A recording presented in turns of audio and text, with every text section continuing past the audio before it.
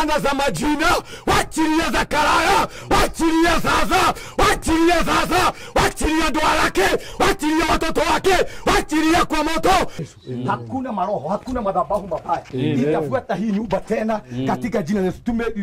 Ribabo shakalia, roko mazakara babo yanda. Chochote ambacho Mungu kimekuwa kikiongea kwenye hii nyumba tumejitenganisha katika jina la Yesu. Tumetangaza kwamba hakuna maroho, hakuna madhabahu ya uchawi, hakuna maroho ya uganga. Hivyo ndivyo tumetangaza. Na kuanzia siku la Bwana nimetangaza nguvu za uponyaji juu yao. Nimetangaza nguvu za ukombozi juu ya maisha yao. Hawa Mungu mkono wako ukawalinde. Wacha Mungu mkono wako ukawatangulie.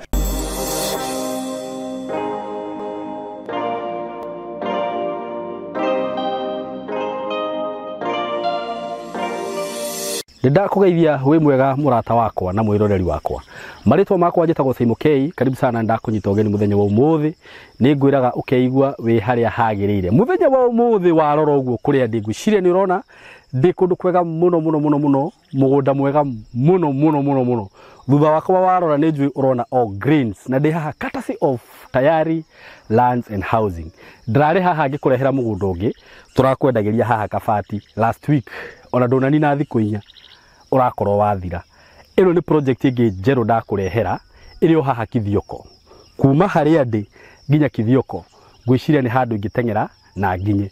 Na uhoro wa Kithioko ni ngutariria uhoro wa tauni ya Kithioko na njira nene muno. Ngakwira ni tauni njega, tauni ikurite muno.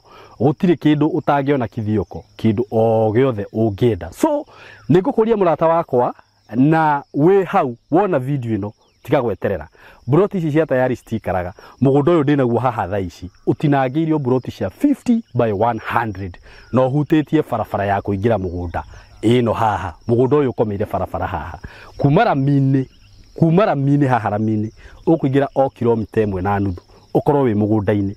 Mugunda uyu ugatinangirio kundu kwina ma neighbor, kundu kwina mai, kundu kwina thitima, kundu kwina mathukuru, kundu kwina indo ciothe irio rabatara. Ungienda kurima guku no urime, ni urakiona uria irio cireka.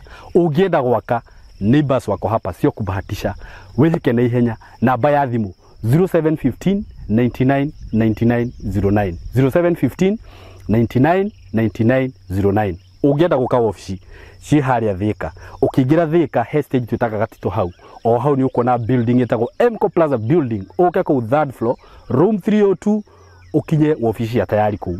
Bei ni 160, broti ya 50 by 100. Iyo ni cash hamwe na title. Wenda kuriha na installment ukuigirira deposit ya 50, balance urihe na mieri 6 na shigo ka 180 including title deed. Uko karibu sana na muharakishe stigathire.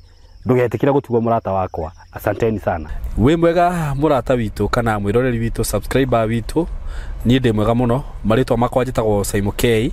Twi haha na Besta Wambogo. Oh yes. Thank you. Mr. Tall. Yes. Ndego gito tall, dark and handsome. Tall man. No muthe andu aria makoretwo makioria Wambogo ni njui ni akuheana namba yake haha. Yes. Twi haha rucini ruru muthe na ni twamugeithia muno. Turenda guthie mwena wa Naivasha. Tondu nitukoretwo twi na rugano turarumirira kuo rwa Mr. Zakaria. Ndurakimenya uguo Wambogo muthuri uria wahirirwo na ndariri ha njugi ati rugano rwa Mr. Zakaria twambirie kurukava kuma riria twathiete kuo gutwarira mutumia wokite studio kindu gigitwo troli ya matumbe. Tondu ni okite studio na gukigia na kaundu gatari kega. Kaundu kau ni ndaririe muno. Riu hau niho twacemanirie na Zakaria. Tugithi kurikia rugano rwa mutumia ucio ri tukiintroduce gwe Zakaria tukirohe muthuri uhirirwo na gugichupuka maundu mangi maingi muno makiria maria tukoretwo tukiaria. Andu aria makoretwo magitwirora ni njuni muonete maundu macio mothe na tondu Mr. Zakaria hindi onge twathiete gwake ni twatigite twera andu mamuhe mbeca cia mabati na naranjire ni aronire mbeca cia mabati.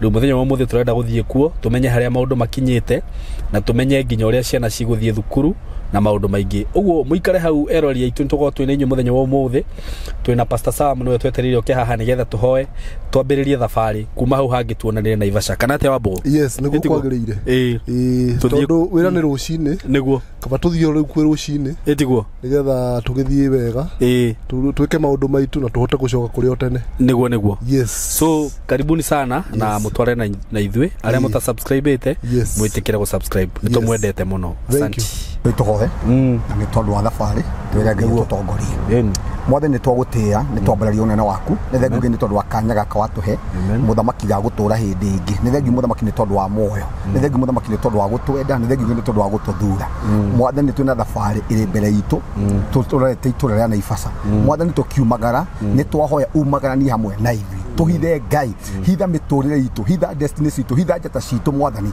tugithie kuria muthamaki twakinya no tugugutia na tugucokeria ngatho twathi muthamaki gugutungata ni tondu ni wathanite oguo na mwathani mandiko maku maigite hindi ria tukaumagara ni tondu waku nawe muthamaki ni ukaumagara ni tondu witu ni turamenya mwathani tondu tuumagara ni undu waku riu mwathani nawe uumagara ni tondu wa miturire itu tuhithe mwathani hitha njata citu ni twagana maroho mothe mari face maroho mothe magwikirio magwituma na gutumwo ni twamaigata na undu wa mwaki wa roho mutheru wa ngai na riu muthamaki tugitire kuri mitino yothe ya barabara tugitire muthamaki kuri imakania na itwenda ciothe thiini wa ritwa ria Jesu mwathani twiga moko-ini maku na riu tutongorie na ni thiini wa ritwa ria Jesu twahoya na twacokia ngatho amen amen yes riu tucemanie kuria na Ivasha kwa Mr. Zakaria asanteni sana ntukwaria muno makiria twakinya na kuu asante thank you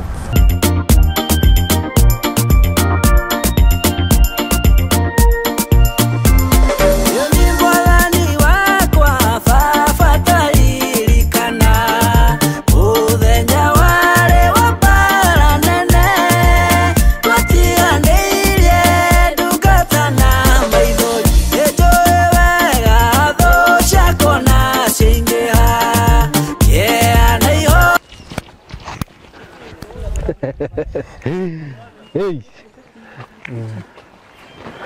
ndudu twakinya kuko niko kwa mukuria etiguo atiriri mukuria yaje sasa mbona unaitwa mukuria na si Mkikuyu habari zenyu mko salama mnataka kuona kwa kamera mkifanya kazi habari zenyu haya sasa tumefika hapa Mukuria habari yako salama sana uko chonjo kabisa chonjo kabisa kazi naona inaendelea huku kazi inaendelea salama kabisa okay habari Mukuria unaona nimekuja kabisa hata naona basi kabisa nimeona maneno imekuwa sawa thank you maneno imekuwa sawa huku imekuwa sawa inaendelea sawa kabisa naona umejenga kabisa unatandika vizuri unatandika vizuri hii nyumba sikuiacha uliacha hii niliacha hii okay naona nimekuja na mama wa kijiji na kabisa mwenzetu hapa kabisa ndio sawa kabisa nimeona umeendelea kabisa ulipata pesa ya mabati utanizimia hiyo redio sawa si ndio producer ni huko yako huko ado muone wale wakitwa hii sasa hii ni ya watoto ya watoto ni hii ya watoto ni hiyo sasa hii ndio main okay sasa wewe umesurvive sasa sasa na sisi tumekuja tuko hapa na Mr. Wambogo si unajua Wambogo kabisa ugoge aba utwe haha icio ngocire ni kuoya ci take away ci kata away not take away na nimekuletea mtumishi wa Mungu. Mungu akubariki. Anaitwa Pastor Sam. Pastor Sam, karibu sana. Karibu sana. Wewe tena nimsalimia. Karibu sana. Na unaona amekuja, hii unajua ni nini? Sijajua. Hebu karibia, unaona kama ni nini hiyo? Hujazoea hiyo maneno? Unaenda church? Siendi church. Kwa nini? Sasa sijaenda. Kwa nini? Nikienda huko nyumbani lakini hapa sijaenda. Si unatakikana huko unaenda? Nitaenda. Ndio, sinajua mama atakuonyesha mahali anaenda. Naona kabisa. Ama utaki? Nataka, si Mungu ananionyesha sasa tena nitakataa. Sawa, wewe karibia hapa. Asante. Tutakaa hapa hivi. Tu record tu kitu kidogo. Muthikiriria ni ndakugeithia na mwiroreri wakwa. Ni twacoka haha ringi kwa muthuri uyu ugwitwo Mukuria kana Zakaria Na kuna jamaa aliniuliza kwani jina yako ni Zakaria, si Zakaria? Zakaria. Si ni Zakaria? Venye mnaona tumeandika jina yake hapo hivyo. Anaitwa hivyo. Na tulikuwa hapa last time tukikuja hii nyumba ndio tu ilikuwa imeisha. Wenye wamekuwa kifuata hii story mnajua Kenya naongelelea. Na najua kuna watu wameletana na sisi kutoka mwanzo, kutoka siku ya kwanza venye tulikujanga huku na hapa hivi juu huku bado ni banda. Lakini hiyo time tulikuwa tumekuja na hapa juu. Kuna madam tulikuwa tumeletea trolley from the very first time. Hiyo madam alikuwa amekuja kwa studio, vitu fulani zikatokea hivyo tukakuja ni safari mrefu by the way. Kama hujakuwa ukiwatch hizi episodes ziko zote hapo kwa YouTube. Na mahali tulikuwa tumefika last time, tulikuwa tumefika hapa Zakaria alipata hapa hivi mahali amejenga na nyinyi ndio mmemsaidia akaweza kujenga hii nyumba. Last time tukiwa hapa hakuwa na mabati. Sasa hizi naona ameweka mabati, alipata pesa za kuweka mabati na akaweza hadi kujenga hii nyumba. Ama nadanganya? Kweli. Si ni kweli kabisa?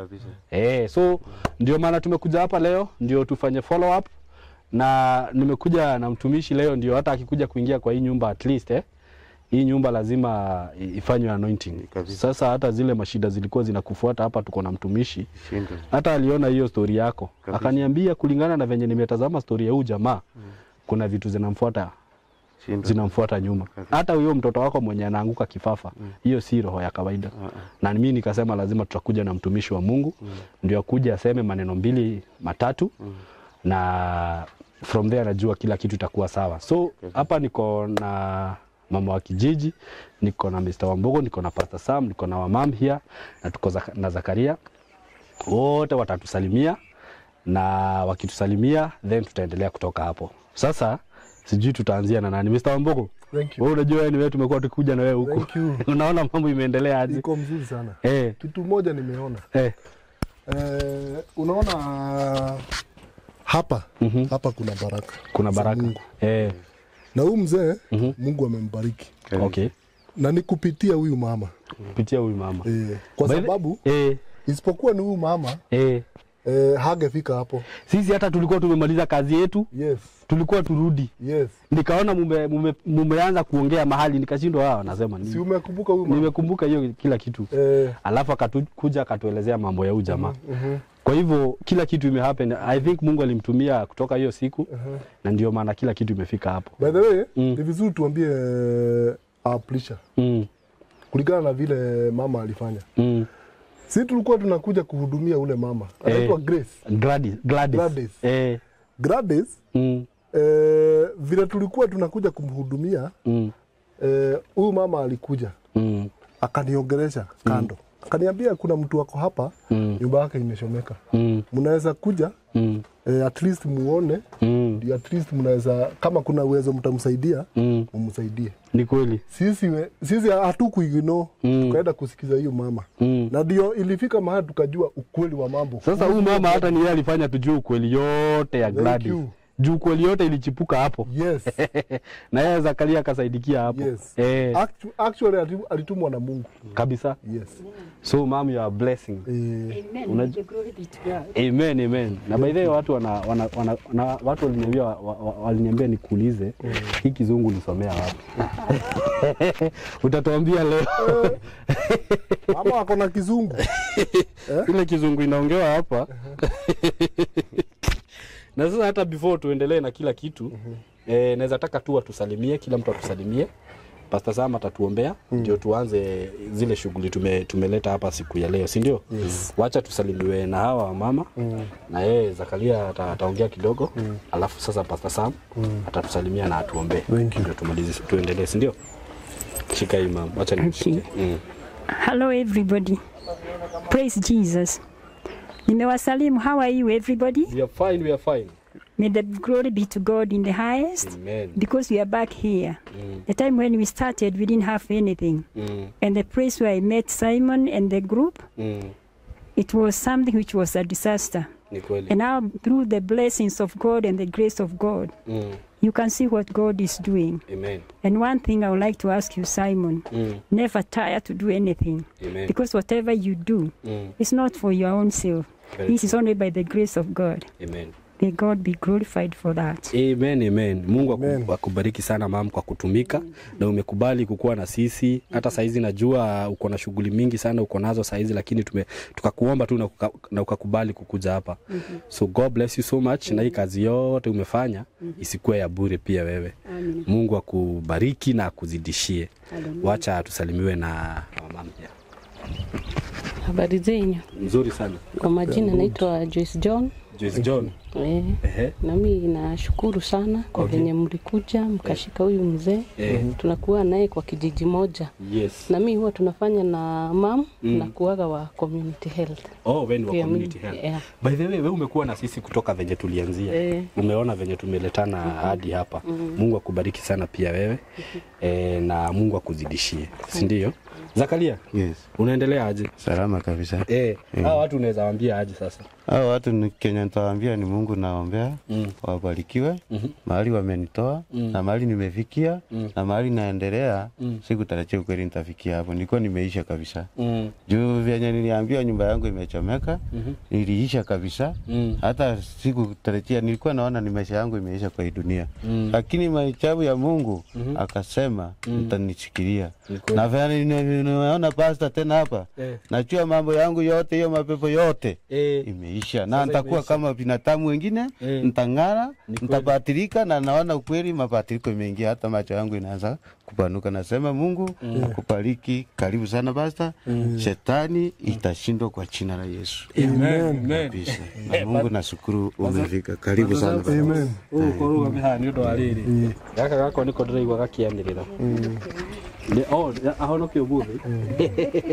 Mwathani yagocwo. Amen, amen. Aria hothe muri erori aitwa Simon K official kule guothe muri nyumwe diaspora inyumwe Kenya karibuni sana na nitumwendete muno na wendo wa Mwathani Niguo ona ni umuthi ni nderwo nginye guku nigetha tuke twano iti guku na hivyo penye Zakaria anaosema hivyo ndivyo kutaenda. Hatuwezi kanyagisha miguu yetu hapa halafu mapepo ya baki hapa. Biblia inasema kwamba sisi tumepewa nguvu na mamlaka, si kana ya kwamba tutapewa already nguvu na mamlaka imo ndani yetu, na mahali popote ambapo tutasimama lazima ufalme wa Mungu uwakilishwe mahali hapa. Kwa hivyo tuko hapa kuhakikisha kwamba tumeanoint hii nyumba na tumeifanyia wakfu.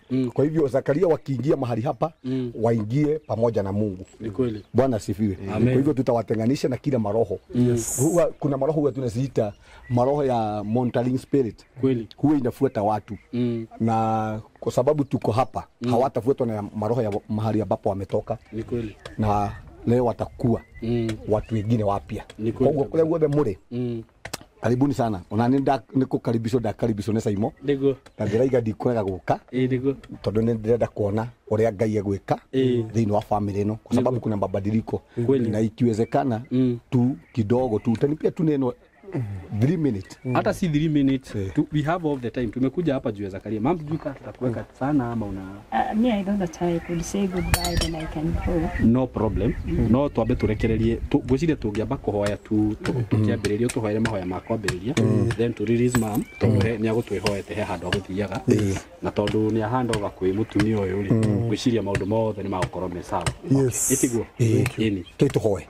Jesu mwega na muthingu wega turume gatheru gatha we Mwathani wihuritwo ni miturire itu we Mwathani watwendire we watonire hindi ria tutakuonete ni twagutia ni thengi Muthamaki ni tondu wa fellowship ino kiugo giaku kiugite we nduri wagomithania andu aku uguo tuhu Mwathani utogomithanĩtie haha na gitumi kiega Mwathani ni tutigire family ino Muthamaki ni yakurwo thiini wa rĩtwa rĩa Jesu ni thengi Muthamaki ni tondu wa andu aria marugamite na family ino mundu wothe Ngai uhuthikite kunyitira family ino Mwathani ndakuhoya riri agakorwo akibatara andu Muthamaki nawe ukamuhe andu akurugama hamwe nake thiini wa rĩtwa rĩa Jesu andu ayo othe Muthamaki mateithĩrĩirie Zakaria na gwaka nyũmba Muthamaki ria makenda andu Muthamaki nawe ukamahe andu akurugama nao thiini wa rĩtwa rĩa Jesu ni ndarathima mawĩra ma moko mao ni ndarathima family cio ndarathima ciana ciao ndatangatha Muthamaki o matikana heo ende Muthamaki ukamaturĩra njĩra ya gutuma mathereme thiini wa ritwa ria Jesu. Andu othe muthamaki mahuthikite muthamaki ona gutuika kirathimo hari Zekaria muthamaki ni twamaiga moko-ini maku na twatangire miturire yao ni acenjia o toguo muthamaki macenjeria Zekaria muturire. Hivyo ndivyo Bwana tumetangaza ya kwamba maisha yao yamebadilishwa na neno lako na nguvu zako katika jina la Yesu. Ni asante kwa sababu ya yale mambo ambayo mmetenda Bwana, tunakuaminia kwamba hii familia utaendelea Bwana na kuyatendea mambo makuu katika jina la Yesu. Ni asante Bwana, ni kwa sababu ya our mom wale ambao wako hapa na wametumika kama daraja ya ili Zekaria Bwana apokee baraka zake. Mwathani twatangatha onao uguo muthamaki matuikite kirathimo hari Zekaria. Mwathani twatangatha ni kuri na mirango ahingura hari ciana cio, ni kuri na mirango ahingura hari family cio, ni kuri na mirango ahingura hari miturire yao thiini wa ritwa ria Jesu. Magithie Mwathani, reke hinya waku na ituya wega waku muthamaki ri magure. Ndatangatha tiri umetikire, ndatangatha muthamaki tiri uromahe unoru waguo thiini wa ritwa ria Jesu. Reke iguru Mwathani rite ime riaku, reke muthamaki matikano miro kungigakinya muthamaki ni gukara. Reke ituria wega waku Mwathani rikamahe ime ria matu-ini. Uguo niguo muthamaki ndamahoera thiini wa ritwa ria Jesu. Kiugo giaku kiugite Mwathani andu aria mateithagia andu aria matari hinya muthamaki we niwe magwatagia gwatio na tondu muthamaki ni tuguteithitie na we nduri thire wa mundu muthamaki ni tuwi no kuriha thiini wa ritwa ria Jesu. Ni twagutia Ngai ni tondu wa family ino ndamatigithukania maroho mothe makwao. Ringi kungikinya kwina irumi ciana magathutha, irumi ciothe cia ndira, irumi ciothe cia mikonyo, irumi ciothe cia tiri ndamatigithukania naho. Ndatangatha family ya Zekaria aya muthamaki ni megutherema. Tuingata mirimu iyo, tuingata moritu macio, tuingata mathina macio thiini wa ritwa ria Jesu. Na ndandikire kuma ndagika ino Ngai family no ndikume cicio-ini ciago aya matikumira kworaguri ni tondu ni kuri maroho mabuataga andu thiini wa ibuku ria Exodus 33:14 hindi ria andu a Isiraeli maumire Misiri Farao na jeshi yake makiombia kuria atiriri andu aya mathie atia maga gutura ngombo citu atia ni turi kwe maroho maya mabuataga andu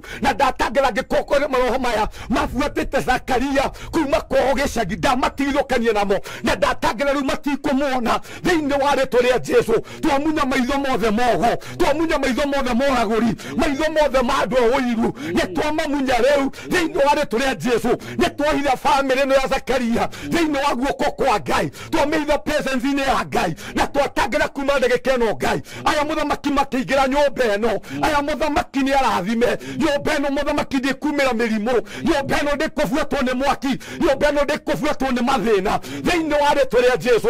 O toguo muthamaki twakinyangirie maguru maitu haha, uguo niguo twatangatha maguru maku muthamaki ni makinyangite thiini wa nyumba ino. Kiugo giaku muthamaki kiugite iguru nikuo gite giaku kiri na gikaiga guku thi Ngai nikuo kinyangithietie maguru maitu. Maguru maku Mwathani twatangatha maguru maku Mwathani riu ni twamakinyangirie maguru-ini ma Zekaria, twatangatha hari maguru-ini maku Ngai niho twakinyangirie maguru ma family yake, hau niho twakinyangirie maguru ma ciana ciake thiini wa ritwa ria Jesu. Ni ndakura family ino, ni ndakura miturire yao, ndarathima mawira ma moko mao, ndarathima ciana ciao, ni twaingata moritu macio, ni twaingata mirimu iyo na twatangatha kuma ndagika ino Ngai. Reke hinya waku no hotani waku muthamaki uguo iguru riao thiini wa ritwa ria Jesu. Ndandikira ni megutherema. Giki nikio kiambiria kingi kieru iguru rigie miturire yao, giki nikio kiambiria kingi kieru iguru rigie guthii na mbere kwao thiini wa ritwa ria Jesu. Twatangatha kuma ndagika ino Ngai family no ni ndathime aya muthamaki ni makuru thiini wa ritwa ria Jesu. Nina njuge ni tondu uguo weka andu a muthamaki mundu wothe huthikite ona mama wa kijiji muthamaki rike riria nyumba ino rionekaga andu makaiga muthamaki mawiko maku nawe muthamaki ukamwikira thiini wa ritwa ria Jesu. Muthamaki ona Saimo ona mundu wothe huthikite ona ya twina o haha Ngai cenjia miturire hao. Uguo muthamaki ucenjeirie Zekaria thiini wa mutu wako. Hivyo ndivyo Mungu utabadilisha maisha yetu, hivyo ndivyo Mungu utabadilisha watoto wetu, hivyo ndivyo Mungu utabadilisha hali zetu. Umetubadilishia Bwana, tunakuamini zaidi. Enenda pamoja nasi Bwana. Nimetangaza baraka juu ya kila mmoja wetu, yeyote ambaye Mungu ametumika ili kubadilishia Zekaria maisha. Wacha Mungu nguvu zako na ukombozi wake ukawe juu ya maisha yao. Tunajua kwamba wengine wao labda wamefungwa. Tunatangaza kwa siku ya leo Bwana, kupitia nguvu za msalaba mikono yetu imekombolewa, familia zetu zimekombolewa, watoto wetu wamekombolewa katika jina la Yesu. Hii familia Bwana tumeiweka uhuru. Amen. Amen. Amen. Amen. Simseme amen huko. Amen. Asanteni sana. Ma'am. I think now I'm going to go. Gerado horo. Tobeleka odolete. I think I have to go because I handed over to Joyce. And because we have been working together, she'll take over everything. Because I have a few things which I have to go to attend, and they're very urgent, so that I have to do that. Okay. God bless you so much. Whatever is going to happen here, you're having the grace of God. Amen. God bless you so much and goodbye. Amen. Nigeni twakuhora na thayo ma. Uthie na thayo na maundu mothe mathie wega. Mibango yothe wina yo irokinyanira. Ni tuguthie na mbere, ni tuguku update. Riu twina rutha rwaku twi sawa. Etiguo. Asante sana Mathi. Sawa, thank you mno Zakaria. Umeona aje? Umeona vizuri sana. Acha nisimame hapa ndio unasikia vizuri. Si kila kitu kinaenda vizuri. Kabisa. Si sasa umeona mtumishi ameomba. Kabisa. Unasikia vizuri sana. Unasikia vizuri sana. Kabisa. Sasa hiyo ndio maana ilifanya tukuja na yeye. Na Mungu ametenda makuu. Kuongea ukweli. Venye tu umesema, hata mimi sikuwa nasema venye tulikuja huku by the way, hata venye tulikuja hapo mahali ulichomekewa, mimi sikuwa nasema ati tutapata watu watafanya hivi. Sasa Mungu ametenda makuu. Sasa hizi utapata pa kuishi. Huko ulikuwa umeniambia mlikuwa mnalala nyumba moja. Nyumba moja marako maganyumba emwe. Ciana ithathatu. No njira fasta Sam. Marako magaka nyumba kamwe kanini muno gekore niguthi gukuonia. Me ciana ithathatu.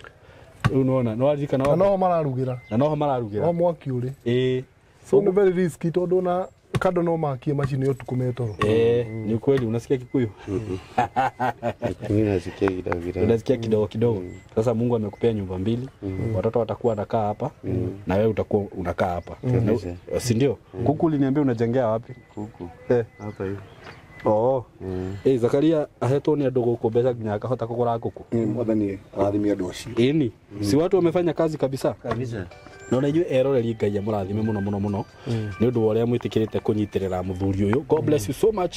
Na nĩkĩo ũrona ngĩũka kũmũ update each and everything maũndũ mothe marahanĩka. Na hĩndĩ ĩrĩa twanyitanire na Zakaria kana hĩndĩ ĩrĩa tuokire gũkũ na tũkĩambĩrĩria thabarĩ yake nĩ ndĩraiguithĩkire ndĩraigua tũtingĩũka ũguo atĩ tũtuĩke atĩ tũgire atĩrĩrĩ Pastor Sam na nĩngwenda ũhutie ciugo icio hanini ona ndikwenda kwaria mũno tondũ no muke yes na mutuike ni mwahoera mundu kindu haha amepatiwa pesa acha niongee Kiswahili ndio Zakaria asikie amepatiwa pesa amejenga lakini ile labda ile roho ilikuwa inamfuata haijamwachilia sasa huyo mtu umemsaidia na nini haujamsaidia na ndio maana niliona ni vizuri tukuje na wewe ndio kama kuna spirit imekuwa ikifuata huyu jamaa nyuma hata venye nyumba yake inachomeka si nimekuambia kuna mtoto wake huko ako na kifafa watoto hawaendi shule hizo mashida zote najua ni mtumishi wa Mungu na uko na baraka utaweza kumtenganisha na hizo mashida zote na nigoda gukuhe kamwe kegaka wabe utwaririe order ikashiga nona onakorwo ni kiugo kwenda tuthome na kama Zakaria anataka kuokoka bado atatuambia kama anataka kuokoka najua hiyo tuwezi mlazimisha nimebatilika sasa tuendelee si Mungu anakuonyesha sasa tena nisipofuata ya Mungu sasa nitafuata nini si Mungu ananionyesha baraka imeingia sasa mpaka niende kanisa na naamini mimi hata mimi nitakuwa mwokovu si ndio pastor ako hapa atakuongelesha kila kitu mama ningekuuliza hapo Saimo sababu kuna kitu ameongea kwa hivyo umeamua kuokoka okay na kuombea sahi kwa hivyo tunafaa kupigia Yesu makofi kwanza amen kwa sababu ya hiyo moyo already imekuja kwake ni kweli gutira handu Biblia yugite mundu ahoerwo no ni ngumuhoera no kiugo kia Ngai kiugite mundu ni gwitikia tekagia na honoka nako kanwa gakaubora na kwa sababu already ameamini ameokoka sasa kile ambacho nitafanya mimi nitamwombea tu nguvu mpya ya kudumisha wokovu ndani yake kwa hivyo already Zakaria umeokoka na sahi umekiri Mungu kama Yesu kama Bwana already jina lako limeandikwa kwenye kitabu ya uzima si hatusemangi atiandikwa ikaandikwa hauwezi control Mungu ya kwamba kwa kila jambo Yesu already amejua kwamba huyu amenikiri na already ameokoka kwa hivyo nitamuombea ngoja kwanza nataka tuhubiri alafu hata piga magoti wokovu utaingia hivyo tu kama umesimama si lazima upige magoti hakuna shida na dina Biblia ya Githweli, sina Biblia ya Kiswahili. Ningetumia hii ya Kikuyu kidogo ili niombee. Ni kweli. Nani kwa sababu ameokoka, ni muombe sasa nguvu mpya na Roho Mtakatifu wa Mungu amjaze ili tuweze kuendelea. So imo utanisomea kama uko na Biblia ya Kiswahili kwenye kitabu cha Luke 7:11. Luke 7:11. Luka Mtakatifu 7:11. Sina Biblia ya Kiswahili. Unasema Luka mugwanja 11. Luka mugwanja. Nitakusomea Kiswahili. Tusomee. Mungu akubariki kwa kubeba hiyo ya Kiswahili. 7:11 ndio Zakaria asikie vizuri venye inasema. Ni ndio kaweka. Haya, baadaye kidogo Yesu alienda kati mji mmoja ulioitwa Naini. Nao wanafunzi wake na umati mkubwa wa watu walienda pamoja naye. Alipokaribia lango la mji, alikutana na watu waliokuwa wamebeba maiti wakitoka nje ya mji. Huyu aliyekufa alikuwa mwana pekee wa mwanamke mjane. Umati mkubwa wa watu wa mji ule walikuwa pamoja na huyo mwanamke.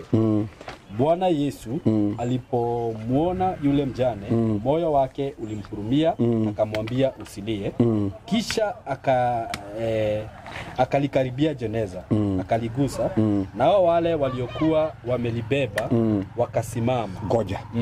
Nataka kukuelezea vizuri sana.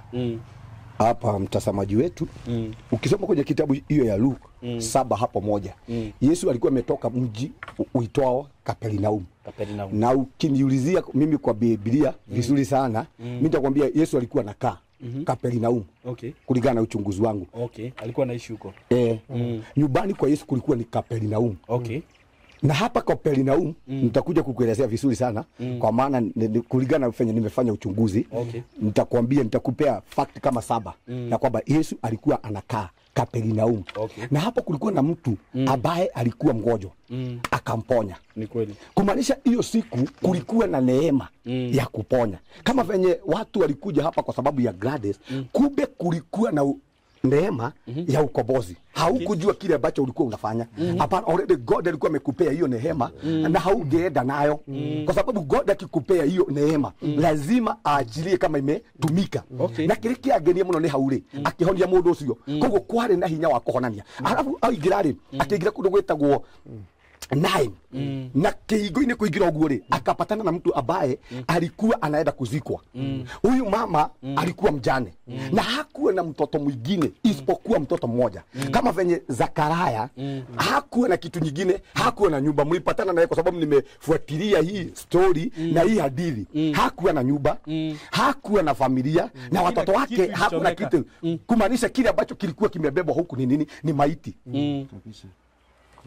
Bwana tukuzwe. Naye Yesu alipoingia 9, lile aingirie 9 ni uguo ri agisema ni na andu makuite kiiba, makuite ithanduku ria kiiba na mathia guthika mundu uyu, makimwira atiriri. Nake Jesu kitu ya kwanza lazima uelewe ya kwamba Yesu ni uhai na ni nini ambacho kimebebwa ni kifo, na hakuna kitu kifo haiwezi tawala Yesu akiwa, lazima angesimamisha hiyo kifo. Na tumekuja kusimamisha kifo kwenye hii familia. Hata si hapa tu, labda kuna mtu anatuangalia na tutazama hapa kama tu Zakaria kwenye maisha yake kuna kaa kifo. Hakuna ni akona mtoto tu wa kipekee, labda ni biashara ya kipekee, labda ni familia ya kipekee, labda ni mtoto wa kipekee. Huyu mama hakuwa na kitu nyingine kwa sababu mume wake alikuwa amezikwa na alikuwa na mtoto mmoja na huyu mtoto tena amekufa, amefariki. Kumaanisha hakuwa na tumaini. Na watu walikuwa labda wanamuomboleza, wanamwambia mama pole kwa sababu ya mtoto, pole kwa sababu ya mtoto. Lakini pole zao hazingefanya kitu, hata hagesikia. Na huyu mama kwanza Biblia inasema kwamba alikuwa analia. Na ninaongea na watu labda saa hiyo wanatutazama, kile ambacho kimejaa kwenye maisha yao ni kilio. Dada, usilie tena. Kama venye Mungu amesimamisha kilio kwenye hii familia ya Zakaria, hivyo ndivyo Mungu amesimamisha kilio kwenye hiyo biashara. Hivyo ndivyo Mungu amesimamisha kilio kwa watoto wako. wako oguo niguo Ngai arogamia kiriro hari maundu maria maratumorere ndiathi na ndu kiria kirakuriria ri ni maundu maria wahitukira Zakaria alikuwa analia hakuwa anajua kwamba ni nini ambacho acha nikushikie tu kitamsaidia hakuwa anajua ya kwamba siku kaa ya leo ya kwamba Mungu atasimamisha kilio yake lakini Yesu alipoingia 9 akapatana na shida ya Zakaria. Ni kweli Simon, Mungu alikutumia, si wewe. Ni Yesu alikutumia kuondoa kilio kwenye hii familia ya Zakaria. Amen. Na Yesu akikanyaga tu hivyo, hakuna kilio kingine kitapatikana kwenye hiyo familia. No muniguo twatangara atiriri gutire kiriro kingi gikorwo thiini wa family ino thiini wa rito ya Yesu kwa sababu already sisi tumebeba Yesu na Yesu yuko mahali hapa. Kile ambacho kinanifurahisha mahali pale ya kwamba hawa watu walikuwa wamebeba jeneza. Sasa nataka uone mama ndiye huyu. Hawa watu wamebeba jeneza na mama ni mama wa kipekee. Yesu alipokaribia hivyo, akakaribia, Biblia kwanza zingine zinasema Yesu akakaribia. Kwa sababu kuna wakati Yesu huwa anakaribia kwa shida zetu. Kuna wakati Yesu huwa anakaribia kwa kile ambacho kinatusumbua. Na hivyo ndivyo natangaza kwa maisha yako. Already kile ambacho kinafanya ulie, Yesu amekaribia pale. Yesu ako pale. Yesu ako hapo kwenye hiyo kinafanya ulie. Na Biblia inasema hivyo ya kwamba Yesu akaguza lile jeneza. Na hivyo ndivyo tumekuja kutangaza hapa. Ile jeneza ya umaskini ilikuwa imebeba hii familia. Already Mungu ameiguza. Hiyo jeneza ya magonjwa ilikuwa imebeba hii familia yako. Already Mungu ameiguza. Sijui ni nini ambacho kinakaa kilio, kimeishi kukubeba. Sijui ni nini ambacho kinakaa maiti kwenye maisha yako, kimeishi kukubeba. Unajua saa zingine nani Simon 9 means beautiful gate. Okay. 9 kumaanisha kuna familia nzuri sana ukiziona na huku nje lakini ndani yake kuna kifo. Ni kweli. Kuna familia zinakaa vizuri sana, ni lebo na huku zimelebesha lakini ndani kuna kifo. Na hivyo ndivyo tumekuja kusimamisha kifo yenye imeishi kukusubua. Ile kifo ambayo imeishi kusubua Zakaria already Yesu amesimamisha. Na Biblia inasema wakati Yesu aliguza lile jeneza watu wakasimama. Ni nini ambacho kilisimama? Ni kifo. Kabisa. Kwa sababu Yesu akiguza shida yako lazima hiyo shida isimame. Na kwa sababu Yesu ameguza hii shida ya Zakaria, ile shida ilikuwa inasubua hii jamii. Either ni shida ya doa, either ni shida ya watoto, already imesimama. Haitambeba tena katika jina la Yesu.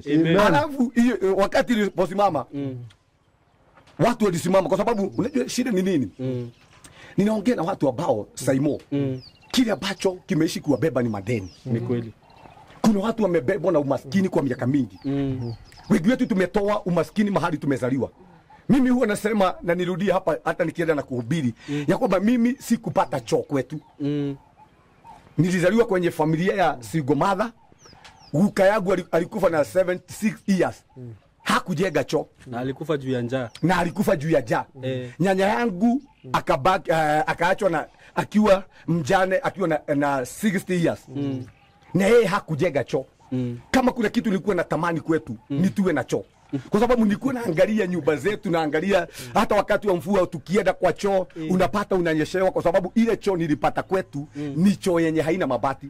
Hata wale tuko hapa na tuko na choo ziko na mabati, hiyo ni miujiza. Unafaa kushuhudia kwa sababu si watu wengi. Kwanza ikifika kwanza Simoni kujenga. Kuna ile shida huwa inatubeba. Wengi wetu tunatoa shida na huko mahali tumetoka, mahali tumezaliwa. Ukiangalia shida nyingi hata tuko nazo Nairobi. Si ya kwamba tumepatwa na shida tukiwa Nairobi, hapana, tumetoka na shida Nairobi, Gechagi tukazileta Nairobi. Ni kweli. Kwa sababu tumebebwa na shida. Wakati ambapo uliingia kwa gari kuja Nairobi, uliingia na shida yako yote, ukaja nayo Nairobi. Mwathani agocwo. Kile gĩothe gĩgũkuĩte toka gũkĩhutia, wengi wao wamebebwa na magonjwa. Hiyo magonjwa imeishi kukusubua. Already Yesu ameiguza na hayo magonjwa yamesimama. Kansa imesimama, diabetes imesimama, magonjwa ya kuanguka imesimama kwenye hii familia katika jina la Yesu. Kwa sababu si mpango wa Mungu tubebwe na umaskini. Tunafaa kubebwa na Mungu. Tunafaa kubebwa na nguvu na utajiri. Tunafaa kubebwa na nguvu za kiungu. Lakini unapataka kwenye maisha yetu kuna nguvu zenye zinatubeba. Na ninaongea na watu hapa ambao wanatutazama, unajua kile ambacho kimekubeba. Already nimekuja kama nabii wa Mungu. Mungu amegusa hiyo shida ambayo imeishi kukubeba. Alafu Yesu aliposimama hivyo, aliita huyo kijana. Hakubishana, alimwambia wewe kijana, amka. Na hivyo ndivyo tumekuja kutangaza ya kwamba kile ambacho kimeitanishwa na hii jamii na kinakaa kifo, tumekuja kutangaza uhai katika jina la Yesu. Either ni doa, either ni watoto saimo, either ni pesa zao zimezikwa, tumekuja kutangaza restoration katika jina la Yesu, kwa sababu Yesu hawezi simama, hawezi ingia alafu kifo itawale. Gutire hende Jesu angeigira na gikuo githamake toka gutangaza tondu Jesu riwe guku no ginya Jesu athamake, no ginya ukorio thamake thini wa family no. Kile ambacho alifanya point number 2, wakati kijana aliamka, alimrudishia mama yake. Ni kweli. Akiwa uhai. Na hivyo ndivyo tumekuja, kwa sababu already Mungu ameamsha hii familia. Tumekuja kuwarejeshea mali yao. Tumekuja kuwarejeshea biashara zao. Tumekuja kuwarejeshea utajiri wao. Tumekuja kuwarejeshea nguvu yao. Kile ambacho kimeuliwa na shetani, tumetangaza uhai. Aidha ni uhai wa ndoa. Kwa sababu wacha sitasema hapa, lakini ni kweli. Mimi kwa ndoa yangu nilioa nikiwa mtu mdogo, kwa sababu mimi nilioa na 20 years. Kama ni leo Simon ingefungwa kwa sababu mke wangu alikuwa na 16 years. Tuliishi kusubuana. Ni kweli. Bwana tukuzwe. Tukasubuana. Huwa nasema yale mara bibi yangu amerudi kwao ni kama mara 100. Bwana tukuzwe. Na wakati ambapo niliamini Yesu, mpaka saa hii hajawahi rudi kwao, ni kwa sababu kile ambacho kilikuwa kinatubeba ni shida ya ndoa. Ni kweli. Kwa sababu mamangu na kwa hiyo mara 100 ni ile pasta nakumbuka. Ni ile nakumbuka. Kuna ingine alikuwa anatoroka masaa kama mawili anarudi. Kuna wakati alikuwa anatoroka kwa sababu ya njaa, anarudi. Tulipata chakula jioni anarudi. Kuna wakati tulikuwa anatoroka kwa sababu ya mafasi. Kuna wakati wacha niseme hivyo kwa sababu tunahubiri hapa na tumekuja kutangaza kile ambacho Mungu amefanya. Kuna wakati mke wangu aliambiwa na mtu mwingine wa karibu na mimi ya kwamba hana nguo mbili. Akona nguo tu moja. Akona nguo moja. Nikapata akilia. Nikamwambia ni ukweli haunaga. Bwana tukuzwe. Sasa ninaongea haya kwa sababu ya nini? Niwaambie Zakaria ya kwamba yule Mungu ambaye ametubeba hata yeye atabeba maisha yako. Yule Mungu amenifikisha hapo. Zakaria atabeba maisha yako. Kwa sababu si mpango wa Mungu hata ndoa za watu zisisabatike. Hakuna shida ya ndoa sana huyu. Si mpango wa Mungu. Kwetu hakunanga mtu ashawahi oa. Kwetu. Mamangu mimi mamangu alikuwa single. Na kwanza nilikuja kujua ya kwamba kwetu kulikuwa na demonic pattern. Babangu alioa na miaka 20. Mamangu aliolewa na miaka 16. Wewe the same. Na mamangu akafukuzwa. Na mother-in-law wake, sasa nyanya yangu. Kulingana na story yenye alikuwa ananielezea nikiwa mtoto. Nami nilijipata kwenye hiyo shida. Nilioa na miaka 20 kama ile babangu alioa. Nilioa bibi yangu akiwa na 16 years kama venye mke wangu aliolewa, kama venye aliolewa. Alafu nikafukuza, mamangu akafukuzwa na watoto 3. Na mimi kuna wakati nilijipata hapo. Tumetegana, tumewachana na mke wangu akiwa na watoto 3. Na ndipo nasema ya kwamba zile shida nyingi tuko nazo Nairobi, tumezitoa mahali ambapo tumezaliwa. Kitu ya kwanza, wale ambao mnatusikiza hapa, lazima ujue ni nini ambacho kimeishi kukubeba. Labda kimebeba babako, kimebeba watoto wako. Ukiona ya kwamba hiyo ni jeneza, unafaa kumwalika Yesu na mwambie Yesu, nimekataa kubebwa na hii utasa. Nimekataa kubebwa na shida ya ndoa. Amen. Na hapo ndipo wakati nilinotice hivyo, brother yangu na yeye alioa tu the same na mimi. Naye akiwa na katoto kake kakiwa na siku 3, brother yangu akauliwa. Kumaanisha ndoa yake ikasabalatika. Nikakuja kuwa dastari ya kwetu kuna shida ya ndoa. na mtu mwenye anatutazama hapa, ni nini ambacho kinabeba jamii yenu? Labda ni umaskini, labda ni madeni, labda ni magonjwa, kwa sababu kuna magonjwa ya kurithi. Ati unapata nyanya yako alikuwa na diabetes, ati wewe unakuwa na diabetes, ati watoto wako wako na diabetes. Lazima ujue hii ni roho, na unafaa kujitenganisha na hii roho katika jina la Yesu. Mimi huwa nauliza ya kwamba kwani hatubebagu na mambo mazuri? Ya kwamba guka yangu alikuwa tajiri, mtoto wangu bila kufanya kazi utajiri mpata hivyo, lakini unapata ya kwamba ile mambo mabaya ndio anatufuata, ndio huyo anatufuata. Ile shida ya kwetu ndio huyo anatufuata, kwa sababu shetani huwa anatimiza mipango yake na miso zake sawa sawa kuliko sisi. Kwa hivyo tumekuja hapa kutangaza uhai, na tumetangaza kuanzia siku ya leo chochote kilikuwa kimebeba hii familia ya Zakaria, Yesu amekiguza, na tumeguza hiyo shida, na hiyo shida imesimama na imefika mwisho, na tumekuja kutangaza restoration kwenye hii jamii. Kama venye unasema, kama ni shida ya doa, hakuna wacha tuseme kila familia mingi zinakuwa na hii shida ya doa, na kama kuna kitu shetani huwa anapigana nacho ni shida ya doa, na sio shida hata unaweza pata ya kwamba ile shida ambayo inasubua Zakaria si yeye na bibi yake, hapana, ni wale watoto ambao wamezaliwa kwenye hiyo doa. Shetani ndio amefuata nyota zao. Mimi huwa nasema ya kwamba kama ningepata mtu, kama ningepata familia yenye imesimama, mimi Simon ningekuwa engineer, kwa sababu mimi sikuwa ng'ombe kwa shule.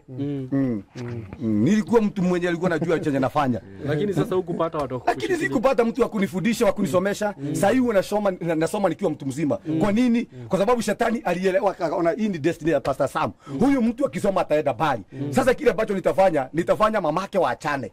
Haka kajamaa kazisome, kakuja hapa Nairobi, kakunjwe chang'aa, kauliwe, destiny yao iishe hivyo. Hakutapatikana mtu wa kukoboa kwenye hiyo familia yao. Hebu angalia familia kama ya Kain. Ya Adam amebarikiwa na watoto wawili wa vijana. Na Adam alikuwa na mtoto wa msichana. Adam ni ciana ciretu. No adora moragia Adam wahikiria u. Adam ni ali na ciana ciretu. Hingo yo mbere ciana ciretu itiataragwo. Watoto wa wasichana hawakuwa wanasabiwa. Kumaanisha Kain alioa sister yake. Na hii kwa shida kwa Mungu, kwa sababu watu hawakuwa wengi. Sasa wakati Kain wakati shetani alijua ya kwamba kwenye hii familia ya Adam kutainuka mtu na atanikras kichwa, hapo ndipo aliingia Kain ili amue Abel, ili Kain araniwe, hiyo familia iishe. Biblia inasema kwenye kitabu cha Genesis 4:25 ya kwamba naye Mungu akamkumbuka Adam na mtoto mwingine, akamuita Sen kwa mwanya wa Abel. Kwa hivyo hata hivyo ndivyo tumekuja kutangaza ya kwamba hata kwenye hii familia already Mungu amepeana Sen. Hii familia haitaisha, hii doa haitaisha, hii imekuwa mwanzo wao, na hii familia itaenda bali, itakuwa na ushuhuda kama Pastor Sam ya kwamba Mungu ametenda. Hata wewe mtu mwenye wewe mwirori witwa wa Simokei ona ni ukugia na uiga andu aria marugamite na maundu maya na mukahena mbea cianyu riu nyu mutigwo kateno Ngai eheria thina kuri inyui riu nyu muguthie kirathi kiu kingi kiiguru tondu riu ni mohota kuma lebo-ini yo we ndugaka nyumba teno ugaka nyumba ingi na he Zakaria hata hizi kwa hii nyumba sasa hii tumempea step mahali pa kusimama ili aweze kuinuka kwa sababu hakuwa na mahali pa kusimama kabisa. Amen. Sema amen.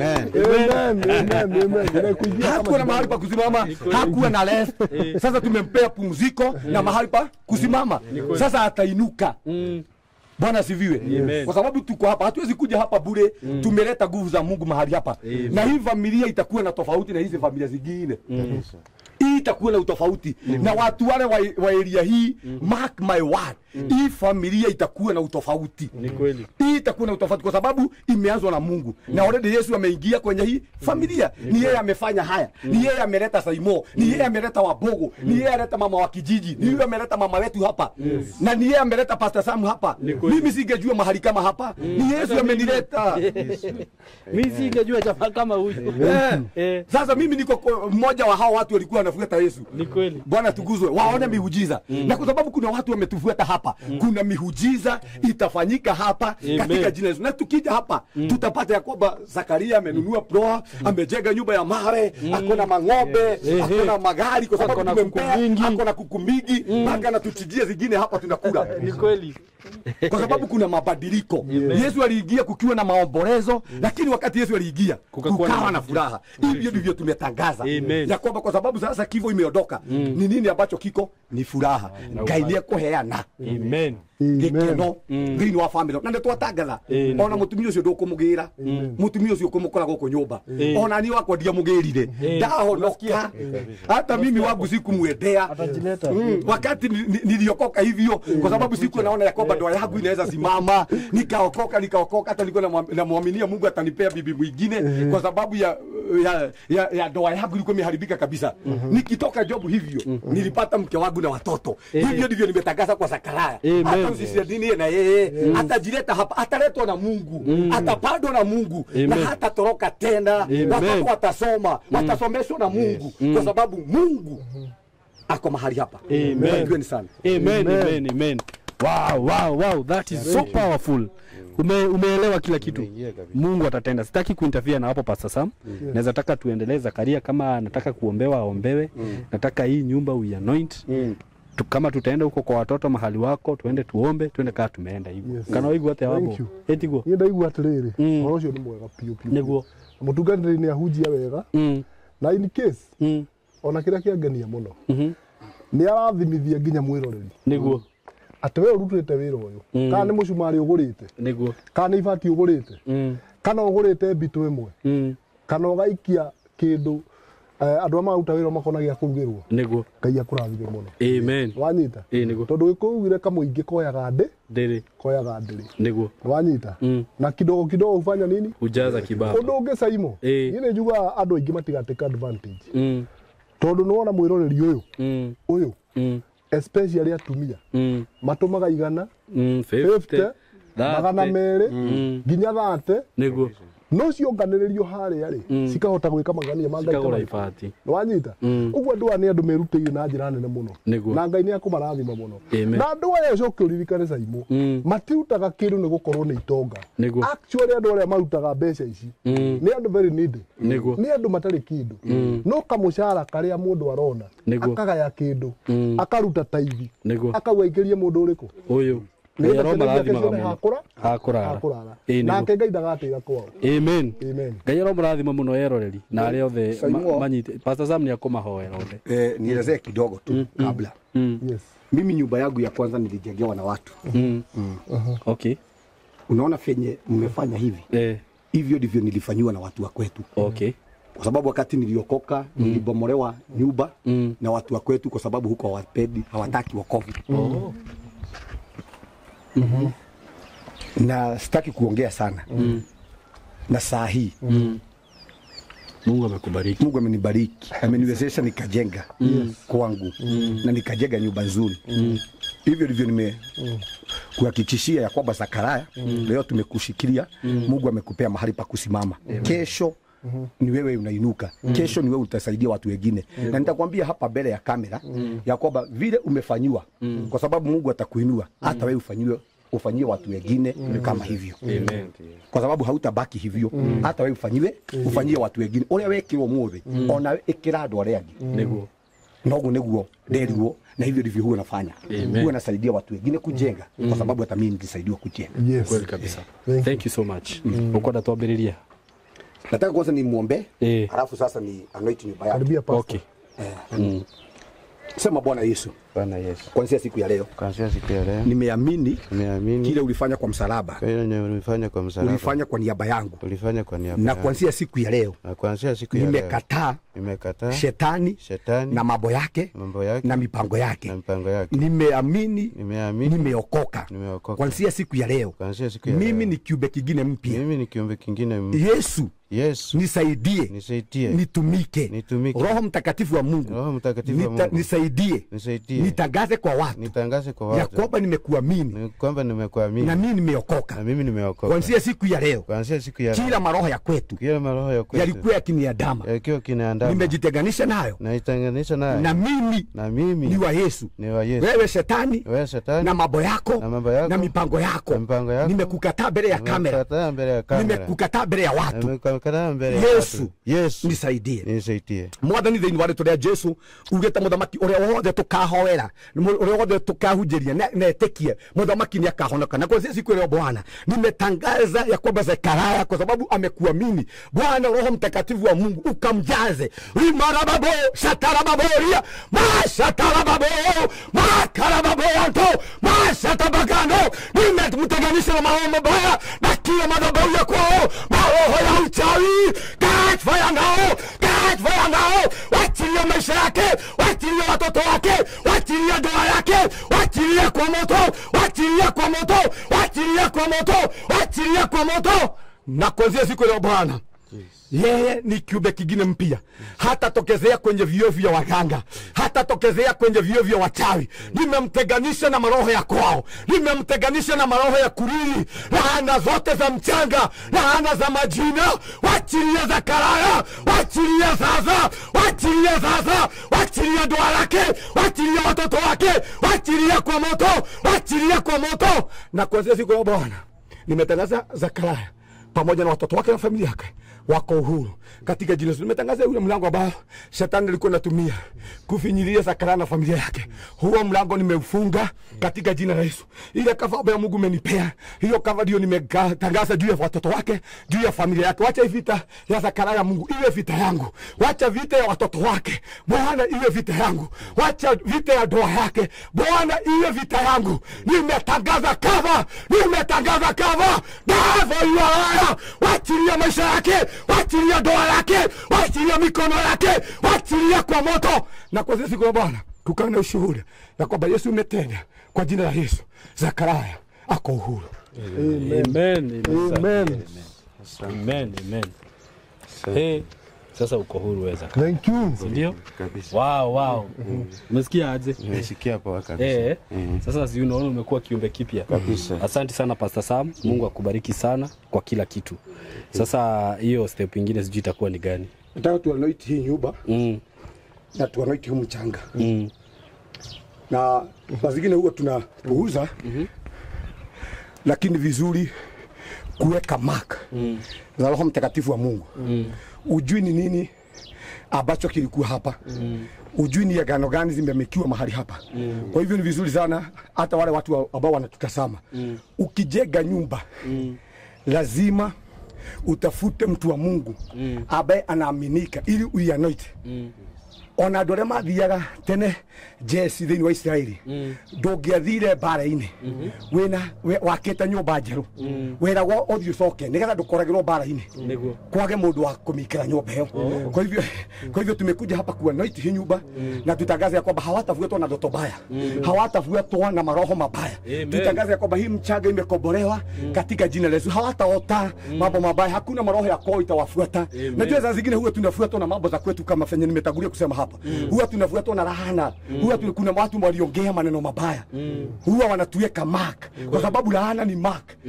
Demons huwa zinatumia hiyo mark kumonita maisha yako. Sasa kwa sababu hapa sasa ni kwa Mungu, nataka nitakaze. Mungu alimwambia Moses, chukua mafuta na uiombe.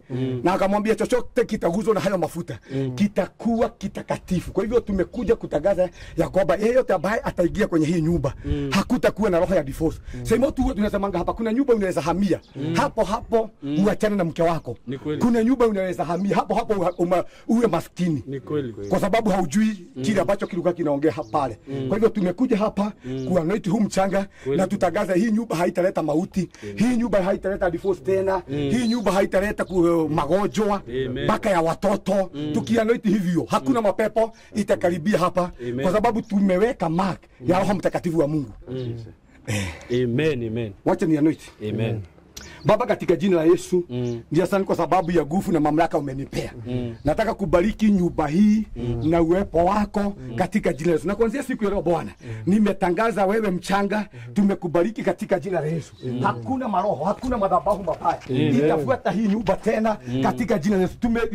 Ribabo shatalia, roko mazakara boyanda. Chochote ambacho Mungu kimekuwa kikiongea kwenye hii nyumba, tumejitenganisha katika jina la Yesu. Tumetangaza kwamba hakuna maroho, hakuna madhabahu ya uchawi, hakuna hakuna maroho ya uganga itawafuata tena katika jina la Yesu. Nimetangaza Mungu, kama fenye nimemwaga mafuta kwenye hii nyumba, hivyo ndivyo nimetangaza nguvu zako. Hii familia Bwana itakuwa na amani. Hii familia Bwana, hakuna ndoto mbaya, hakuna maroho mabaya yatawafuata tena katika jina la Yesu. Ndatangana hinya wa Ngai, ndatangana ukori wa Ngai thĩinĩ wa rĩtwa rĩa Jesũ. Cioho ciothe ũthamaki wothe Ngai no maumĩte thutha ndamatigithũkania naguo, na toguo mũthamaki ndanĩti nyũmba ĩno, ũguo nĩguo ndanĩti mũthamaki mĩtũrĩre yao, ũguo nĩguo ndanĩti ciana ciao thĩinĩ wa rĩtwa rĩa Jesũ. Aya matikumwo thutha nĩ maroho ma nduma, aya matikumwo thutha nĩ irumi cia kũho. Ndatangĩra tĩri ũyũ nĩ mũrathime, we tĩri metĩkĩre, we tĩri utakire marĩrĩaga, we tĩri tahĩka ũtonga wao, tahĩka indo ciao, tahĩka ng'ombe ciao,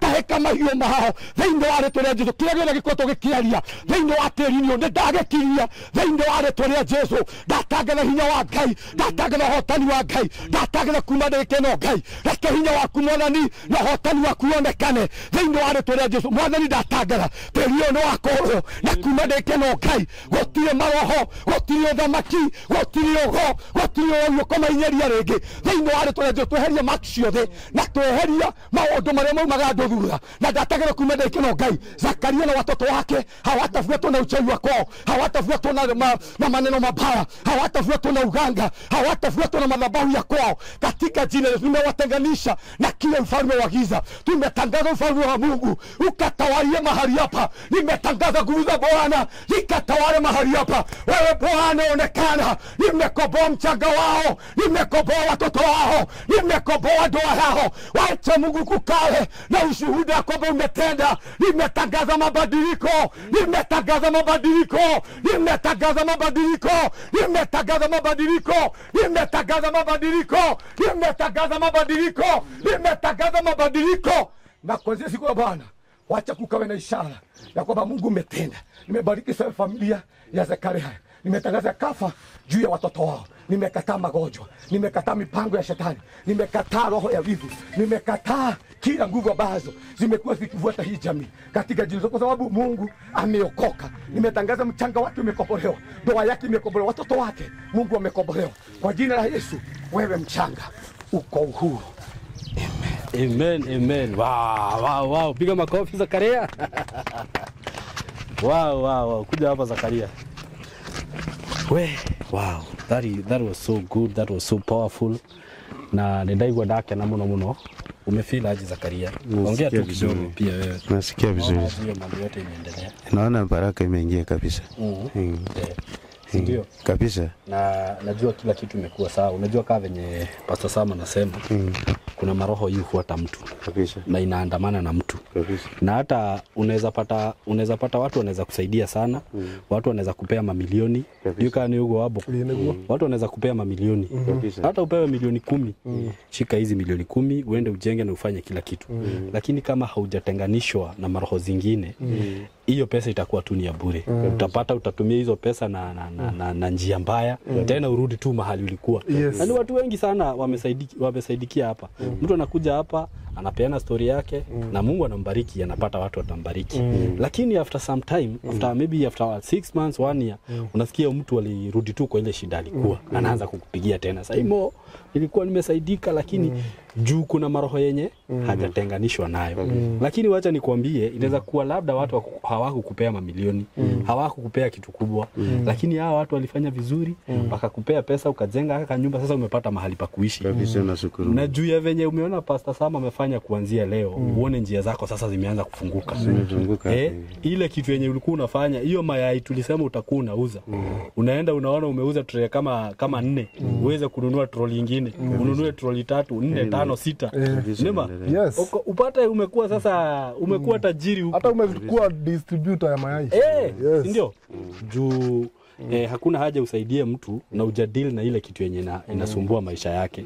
So mimi nimeona kumeenda vizuri kabisa.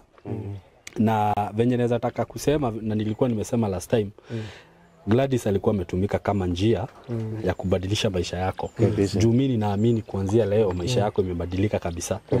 Considering that umekubali Mungu, umeokoka, na sasa uko na mahali pa kuishi. Kwa watu wenye labda wako wameona previous episode, Mr. Zakaria alikuwa amechomekewa na nyumba yake. Na kila kitu yake ikachomeka, uniforms zikachomeka za watoto, na hata saizi watoto wako nyumbani. Na kuna mama alikuwa ameniambia anataka kununulia hawa watoto uniforms. Najua tutampigia simu tukiwa tu huko na nimuelezee, uniambie uniforms zinatoka pesa ngapi, tumuelezee kila kitu tuone venye itakuwa. Saizi hata watoto wataweza kwenda shule. Natumai Mungu atafanya hivyo. So venye nyumba yake ilichomeka ndio tulianza hii process yote. Na saizi nashukuru Mungu sana juu amepata mahali pa kuishi. Na sasa kitu naona hakuna ni vitu za nyumba, lakini hata hizo Mungu ameprovide, ata provide. Mahali tumetoka ndio mbali. Wapo unaona leo thitha muno wanojuge ni Ngai na juge atiriri mimi ile kitu naesambia Zakayo ile kitu atafanya kama yeye anafeel amebarikiwa mwenye amembarikia akampea kitu unaona amuombe Mungu ambariki, lakini hajafanya hivyo ndio amsaidie kesho. Lakini ataenda mahali tu atembee tu akute mtu wako na shida. Niko. Hata kama atakuwa kabila gani asibague, amsaidie kama vile atawe. Niko. Unaona? Kabisa. So ile kitu nitasema yenyewe mimi yenyewe nimeona Mungu. Ni kweli. Huyu jamaa alikuwa karibu alale nje. Nilikuwa nimelala nje. Alikuwa amelala nje. Huyu jamaa unakumbuka ile siku tulikuja tukakuta hata watoto hawajakunywa chai. Kabisa. Ndio? Najua sasa hivi wamekunywa chai. Kabisa. Najua saa hii hata chakula wako naye. Huyo ni Mungu. Kabisa. Yes. Asante Yesu. Zakaria? Yes. Bibi amekupigia sofa, Njeri amekupigia? Acha nipigie. Okay.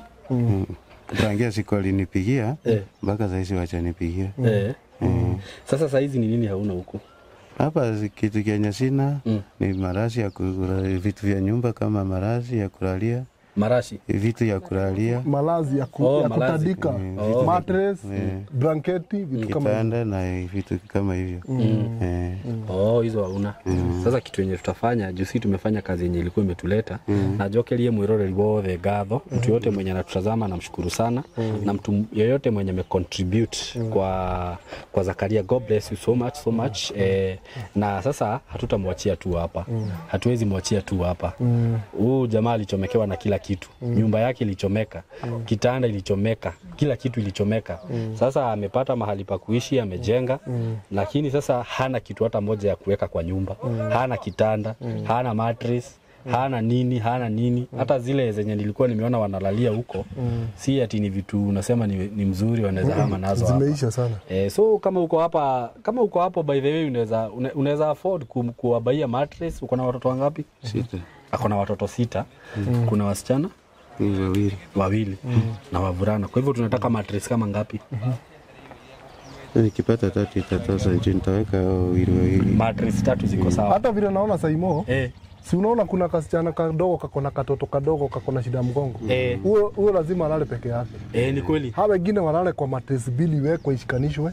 Na sasa ya huyu ikue moja. Ni kweli. Yenyewe akipata mattress 3 ya hata kama ni 4x6. Itamsaidia sana. Si ndio? Juu hao watoto wote wanaweza lala bili ishikanishwe. Ni kweli. Walale hapo wote. Vijana walale hapo. Ni kweli. Huyu msichana ama walale na huyu msichana mwingine kwa mattress moja. Kwa hivyo tukapata mattress 3. Inataka mattress 3 ya 4x6. Kwa sababu ikinunuliwa ile ya 5 ama mattress 4 yake moja ya wasichana moja na ya vijana 2 juu vijana ni wengi. Si ndio? So tunahitaji tu mattress 4. Mattress hiyo magati yako mama.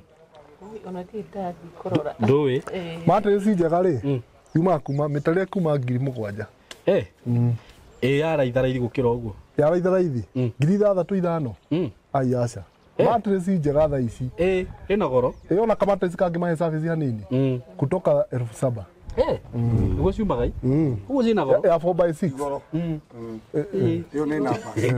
Kitu makiria ma namba. Wow. Ugo ugikorwo wi hau hihi no hote kugurira Zakaria mattress imwe wika. So mattress igirire ni 28. Mattress times 2 ni 50. Mattress ni 28. Imwakire 7,000. Ni 28 exactly. 14. Ni 28. Sio thia go. Ukire mundu ngihutio haha gore. Pasa Sam nike wikarire hana ni oguo. Mundu ngihutio. Agure ciothe. Niguo. Andu matinde makigana kirathimo kiu ri. Andu a Ngai ri. Andu a Ngai ri. nĩ matigarĩte mekuo aingĩ he mũndũ ũtarĩ ona kĩ na no wende kũgũra ũcio agũtũnyitĩra na mahoya ahutie ngoro ya mũndũ wĩna ũhoti agũre matress icio yes kana ona wahotithio ĩmwe kana ũkĩrĩ ũkuona ũikĩrie mũthuri ũrĩkũ ũjũ nĩtũkũheana namba yake Ngodatro wa Mbogo yes andũ matie kwenda kũgayana kĩrathimo kĩ handũ atũthiĩ tũkĩgana tũrĩ othe hatũ na Saimo rĩ twambe tũhe mũndũ ũmwe nĩguo angĩkorwo no ahote gwĩka ũguo nyika eke angĩkorwo ũkwenda kuoya kĩrathimo kuota woe no he mũndũ ũngĩenda kuoya gĩothe gĩkĩ tũtikũgianĩra mũndũ very true thank you na kĩndũ kĩngĩ tũngĩbatara nĩ nduthi mũndũ ũngĩhota kũmagũrĩra mĩrĩngĩti na nduthi kana rĩngĩ no korwo nĩ wendagia indo icio nona ona ũngĩheana wĩrutĩre ona wĩ Nairobi nduthi nĩ mbeca cigana nduthi ngwĩciria yumaga kĩndũ between 1,000 to 1,500 1,500 na nikimbariki na moja Pastor Sam ametoa nduthi moja na mimi nimbariki na blanket moja sawa na mimi nimetoa nduthi moja sasa hizo ni nduthi ngapi nduthi 3 zimepatikana si ndio nduthi atigie mwe na nijui ona mũndũ wĩ Nairobi ire hata mtu mwenye ako Nairobi na anaweza taka kubariki Zakaria we nunua patia gari za kukuja Naivasha ataendea hadi pale kwa stage si ndio na kila kitu itakuwa sawa so mimi naona kama tumeenda vizuri kabisa saa at least tumepata vitu za kulalia si ndio hizo vitu zingine zenye unaweza taka kuwabariki nazo kama ni manguo kama ni vitu za nyumba labda wewe uko na duka yako unauza hata labda kuna mtu akao huko Naivasha na anauza hizo vitu bariki huyu jamaa na vikombe masahani hakuna kitu yako nayo simu licho ama kuna vitu zenye umeweza kununua hakuna kiasi sawa unaona kitu kama hiyo toleo sawa Reke tumurihe riri namba yako murengeti 07 acha tutume saa hizi si kesho 48 na make sure umenunua 0748 umonite uangalie hiyo kitu vizuri hizo ni za duve 38 ni si ndio 46 unaona zetu tumenunua hapo rudia namba 07 48 48 03 38 46 46 ati 48 03 38 46 07 48 03 38 46 46 okay ununue duve si ndio sasa ukiwa na huyu mama najua hakuna kitu itaenda na kila kitu unafanya uko na update hii ni dada yangu ni dada yako ndio ananiambia make sure hizo zimenunuliwa hizo zimelala ndio watoto wasisikie Zakaria Marimba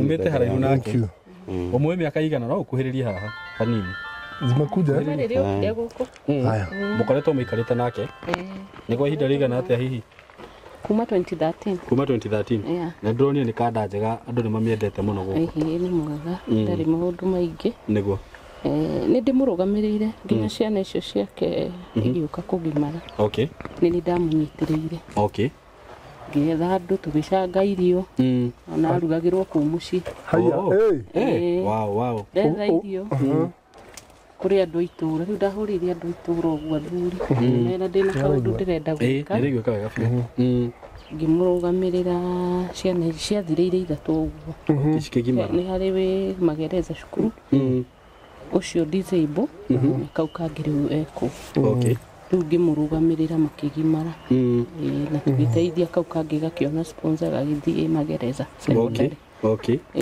wow through sponsors ucio rĩu gathire through sponsors cukuru kau ka magereza kau ka magereza thank you ta imagine Saimori ta imagine atumia merutĩire gũteithia mũndũ ũyũ na ti wa kabira yao na nĩkĩo iguaga ũkabira ti mwega nĩguo tondũ andũ aya rĩ mateithia Zakaria no ti wa kabira wao na ti mũrũ wa nyina merutĩra na no igua nginya ciana icio ikĩgimara madamu nĩ erutĩra nĩguo acirugĩra na ciagimara nĩguo na ti mwana ũmwe kana erĩ koguo aya aya no matũma tũke handũ harĩkũ haha na matirĩ na gĩthĩ na ti mũcara marenda mũcara wa kuma kwĩ Ngai nĩguo so Ngai nĩ akũmarathima tondũ ũmenye tiga nĩyo na tũtingĩamenyire rũgano tũtingĩmamenyire nina mutumia ũranjĩrĩte ni watoto wangapi wako shule watoto saizi secondary ni moja na primary ni wanne uniform unajua venye zinatoka labda unajua venye nilinunua kama hiyo wengine sasa sijui kama zimepanda ni primary huyu namba yake iko wako primary Hiyo CBC hiyo si ni primary yote. Kuma uniform nginya iratu ri. Mutarire mwana ngiri igiri. He mutumia uranjirite ni akugura uniform. Na itingĩigana. Nĩ ndamugeria ndona Mteja. Tũgwĩka atĩrĩrĩ. Mutarire rĩrĩ. Watu akumuhurira. Mutarire ngiri igiri na magana matano pa uniform. Tukiuma haha tukugera nduka ya uniform. Tuthitũrie. Yes. Tumenye nĩ mbia cigana. Tumenya nĩ mbia cigana tuheane. Thank you. The exact amount. Yes. Itiguo. Yes. Na ni ndona ta twathie wega muno. Ngwendaga tume na haha no tuthi na haria Zakaria araikara niguo Pastor Sam atigia gweta kiugo ni undu wa ciana icio. Kana mukuona the. Thank you. Iti wega. Sawa, ngujire rĩu no tuthiĩ. Zakaria nilikuwa nataka twende na hapo mahali watoto wako at least hata mtumishi wa Mungu aseme neno juu ya watoto na hata juu ya yule mtoto mgonjwa. Si ndio?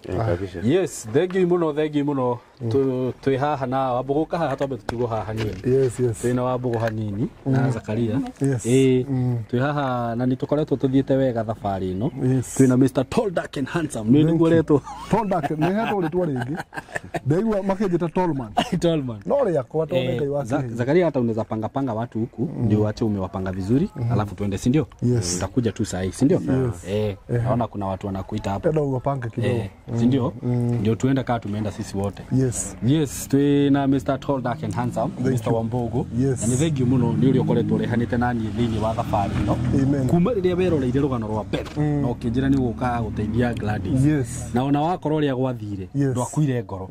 We niwe ura nginya ukanjuria Saimo maundu ma kanderia makinyite ha na ndiramenya nginya ni ura contribute te mabati guku no wite ni ukugura na riu no wagura nduthi na ringi ona tugiuka ni ndirigwo ukinjira maguta ni ukurugamira hari okaundu kangi gwika gitumi heka undu njitikitie Saimo niguo ngiri ria Ngai aheire ri ndanahe yakwa ndi wiki niguo aheire yakwa na tumaundu twakwa niguo na mundu ungi ta mundu gwitwo Sakari oguo ri ingiruta igana hari ngiri iyo ri niguo kiu ni kirathimo kia Ngai na ni nyenda kwira nginya mwiroreri ndukana makena ndukanaigwo ina thina ukinyitirira mundu wa Ngai niguo tondu Ngai ucio kuhete ha kuikara niguo na Ngai ucio kuhete wira wa kuruta niwe uimite Zakaria nima wanyita we gwaku gutari mwana wina wathe ciana ciaku ciothe ni ngima Ngai ucio no twarite wathe kwa mundu gwitwo Zakaria oguo ri ni njugaga gutiri mundu no mwe Saimo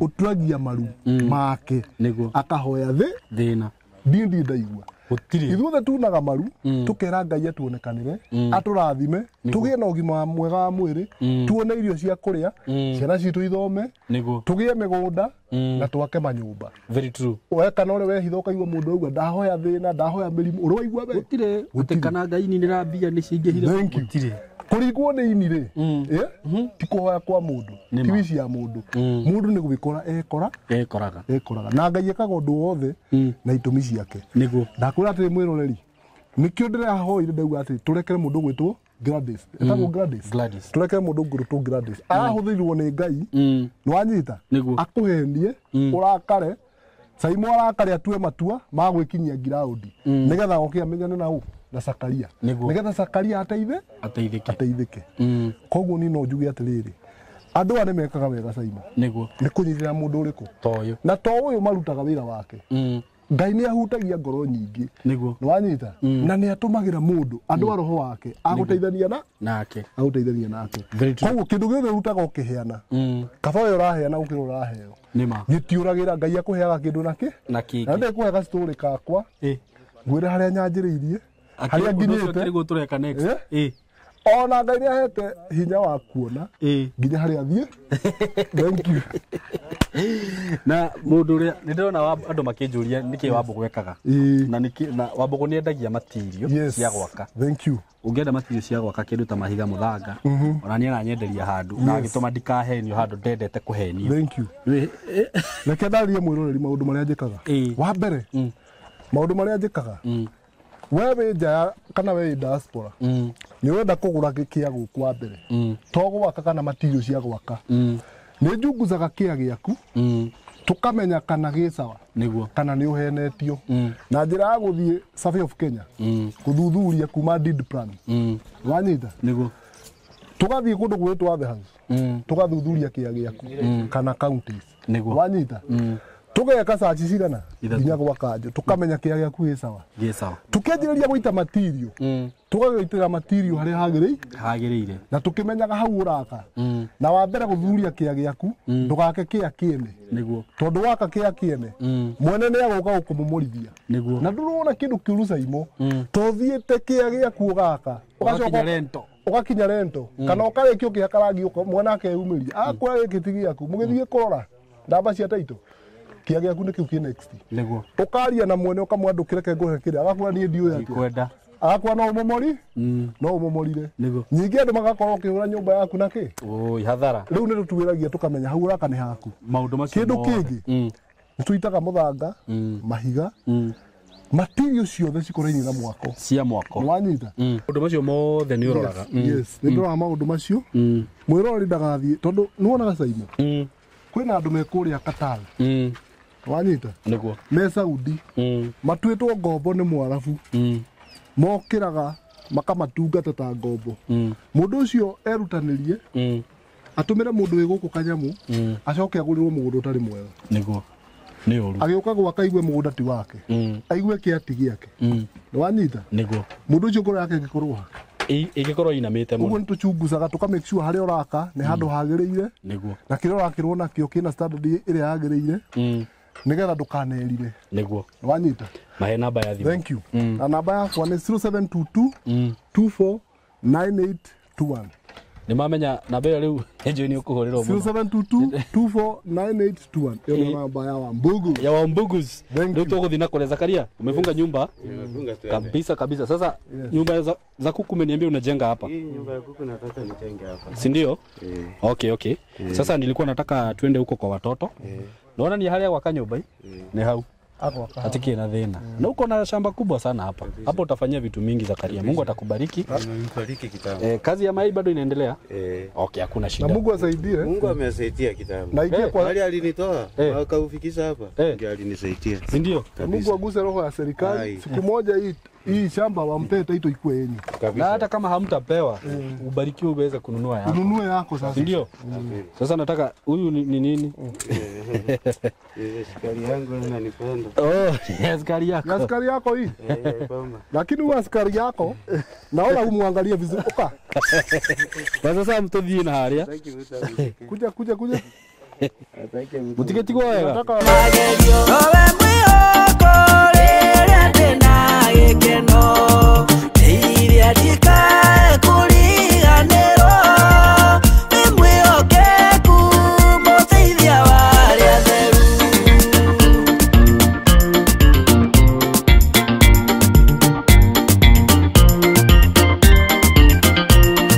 sasa simbaki salama aya wewe unaigwa nginya nĩ ũraria atĩrĩrĩ thabarĩ njega kabisa rasta ubaki poa safi Zakaria si unaona sasa hapo umepata hapo umepata kitu kabisa hapa kuna mtu amejenga tu nyumba kama hutu watu wako Mungu hapana wewe ni mdozi hapa sasa si unaona sasa na hiyo mpaka wananiogopa walikuwa wananiuliza niliona mataratasi ninaona hivi kaambia yote ni miujiza ya Mungu mambo ni polepole sasa leo ndio wameamini maana ananisaidia ni nani kaambia hapa ni nguvu ya Mungu inatumika hapa juu vile nilipata shida Mungu akaniokoa juu nilikuwa nimeisha sasa kupata hiyo shida yote mtu nikimwelezea vile nilipata nikamwambia Mungu aliniokoa ni kweli nilikuwa nimeisha lakini by the way ni Mungu tu alikutumania nilikuwa nimeisha hata mawazo yenye nilitoka naye hapa kufika huko ilikuwa imeisha hata nilipokuja tu nilikuwa nataka niende ninunue hiyo masikirefu nifanye mambo mengine jenge hapana nilikuwa nimeanza nimeisha sasa baisikeli imeungua vitu vimeungua kwa nyumba uniform zitambulizo kila kitu hata baisikeli ilisiomeka yote hiyo ni mwingine alinisaidia sasa nikaona hapa nimeisha kabisa sasa akili kwa imepotea watu wangu acha nikwambie Mungu anaokoa ukweli kwa nimepiga mahesabu mengi sasa nimeisha nasema hapa sasa kupambana hii maisha afadhali hata mimi nitoke kwa hii dunia niache watoto Mungu atawasaidia tena Mungu na akafanya maajabu naona vyenye alikuwa anatenda sasa mimi akili yangu ilikuwa vingine Sasa na Mungu naye akafanga mingine, na shukuru sana. Ila kitu Mungu, ila kitu ulifanya ukafanya Mungu, ukauza roho ya Mungu. Akasema akubariki tu. Kabisa. Unajua ni gani? Ni ya kukaa na hawa watoto. Hata kama unapitia mashinda, ukakaa na hawa watoto, ukawalimia, ukawapea chakula, kuwasomesha. Either ni wako ama si wako, unaguza roho ya Mungu. Kabisa. Kama ungewatupa ama ukufe roho uondokee ama uhepe, ungewachia baraka. Sasa kabisa. Wewe hata ndio ungekuwa na shida. Ndio kabisa, niliambia hata mama hao watoto mimi wacha nianguke naye mama. Sio mimi ndio najua hao watoto. Sasa uwezi wa sana. Na uwezi waachilia. Lakini mimi bila kuona mtoto hata huyo mwenye njeri ameenda naye. Hata sasa na ni wangu ni tamu ni yangu. Ndaka na sanga sasa sasa chimbia nyana kara lakini namwachia Mungu, tunajua Mungu wako mwenye alinipea atamlinda, tutakutana siku nyingine tukiwa hai tutasalimiana. Lakini unajua wewe ni mwanaume na nusu. Unalea watoto wa wenyewe, watoto hata hamna nini moja. Mungu akupea hiyo neema kabisa. Unajua penye ni roka. Unajua mkubwa wa Kenya hata mimi. Ni sawa hii? Okay, no problem. Unajua Mkenya hata mimi naona ni venye nilelewa kuteseka na watoto wachui hata mama yao afanye mambo kama hayo. Watoto hawajui juu umegrow na mashida. Sasa hata ukichukia watoto ni kama wewe unachukia malaika mwingine wenye unachirania. Sasa ndio naona nawasikilie hata nikijaribu kuambia mama wenyewe atawafuata wanakataa.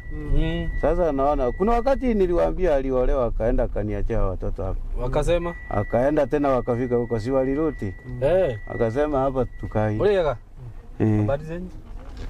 Sasa wakakataa tena wakaruti. Sasa ndio watoto waliruti mwenyewe mpaka hapo wakakataa wataki kwenda.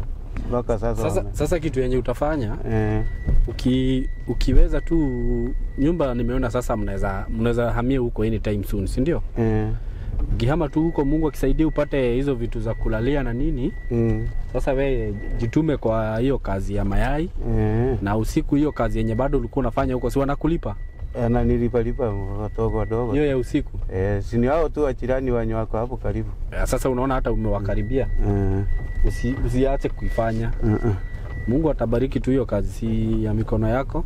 Kabisa. Utaona si uliniambia last time ulikuwa unauza mayai, watu wanakula mayai vizuri. Wanakula kabisa. Sasa kama tray moja inakupea 900 na Mungu anaweza kubariki upate unauza tray hata 5. Kabisa. Hiyo si pesa mzuri? Pesa mzuri. Na unauza tu smokies hapo. Kabisa. Kiusema ni umelize miezi kadhaa hapo utakuwa sawa kabisa. Iko sawa kabisa. Ninakwambia Mungu anafungua. Mungu amepatilika. Na wewe sasa anabadilisha na anafadhilisha kabisa. Kama mimi nimepatilika kabisa. Juu uko na hiyo ushuhuda ni Mungu amekubadilisha. Sasa wewe na wewe si umeombea umeokoka, sasa usitoke kwa Mungu. Aya mam kaimogo keta na kuu. Aya na nenyo nile wahituka hau na dina menya kana niwe. Tutigiokire kwe muthuri uyu. Eni. Nona ni arakionire handu ha gwaka hau. Eti wega uguo. Twathi hau haku. Sawa karibu. Asante. Unakuja soso? Haya. Sio mama ni yeye amekupea huko. Huyo mama wacha, hii ni mama yangu. Ndio namwambia hata msichana wake ni dada yangu, ndugu yake, ni watoto wake vijana ni ndugu zangu. Sijai wana watu wazuri kama hao na mpaka hiyo baraka yote unaona mpaka inanishikilia hiyo. Wamekushikilia kabisa. Hao watu wananipenda. Kama wewe popote nasikia hii ni ya Mkuria. Sasa si naona wako na jina Mkuria ulitoa wapi wewe? Hiyo jina wananiita, mimi ni kabila ya Wakuria. Sasa nasema Mkuria ni Kuria Mkikuyu. Si ya kwamba ni Mkikuyu. Hii jina Mkuria ni kabila ya wananiita. Kama mimi niko nasema ati ni nini? Ni jina Kuria. Unajua kuna watu naitwa Sakaria Wambura Maliba. Sasa hiyo Mkuria ni ile jina ya kabila. Sasa ndio wanaita. Sasa nimeelewa hapo. Sasa ukiita hapa Mkuria. Kwa rata. Wanakuambia ndio. Rata oka. Sasa sana. Asante. Kuni aroka. Ngoja Daigo ajeta. Kama kuja. Habari? Fine, thank you. Mimi nakusalimianga tu daily. You are just my fan. Thank you so much. Thank you. Rafiki yetu? Salimia watu hapo kwa kamera. Mwambie. Fan wa Simon K nampenda sana kutoka Naivasha. Asante sana. Tutakuja kukula fish, si ndio? Karibuni. Asante Okay. Haya. Sasa ni hivyo, hiyo jina ilikuja hivyo. Lakini mimi ni Mkuria. Unaona vile watu wamekutabua huko. Watu kwa heshima. Heshima ndio nakwambia, heshima ni kitu cha maana. Uheshimu mdogo, uheshimu mkubwa, uheshimu kila kitu. Sasa ni hivyo wenzangu. Nashukuru mpaka mnaniletea pasta. Nimefurahi sana vyenye uliniambia mpaka iombewe, nikajua hiyo mapepo yote yenye itanifuata itaisha. Lakini hata sasa wewe unabidi naona yote imeisha, hata vyenye ananiambia mimi huyo mwanamke Mungu ndiye atamleta. Kama atamleta ni sawa. Atamleta.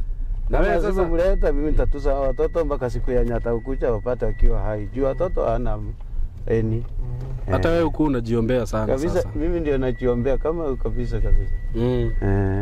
Sawa kabisa. Sasa tumefika sini hapa. Tumefika kabisa. No problem. Haya, sasa hapa ndio kwa Mkuria. Watoto wako wapi? Watoto wako kwa nyumba hapa. Nimeacha hapa. Pastor Sam, uko niko muthuri wa ikaraga. Twokite kwa hindi yo ingi. Ke tuingire tugwete ciugo igire ni undu wa ciana icio itiguo.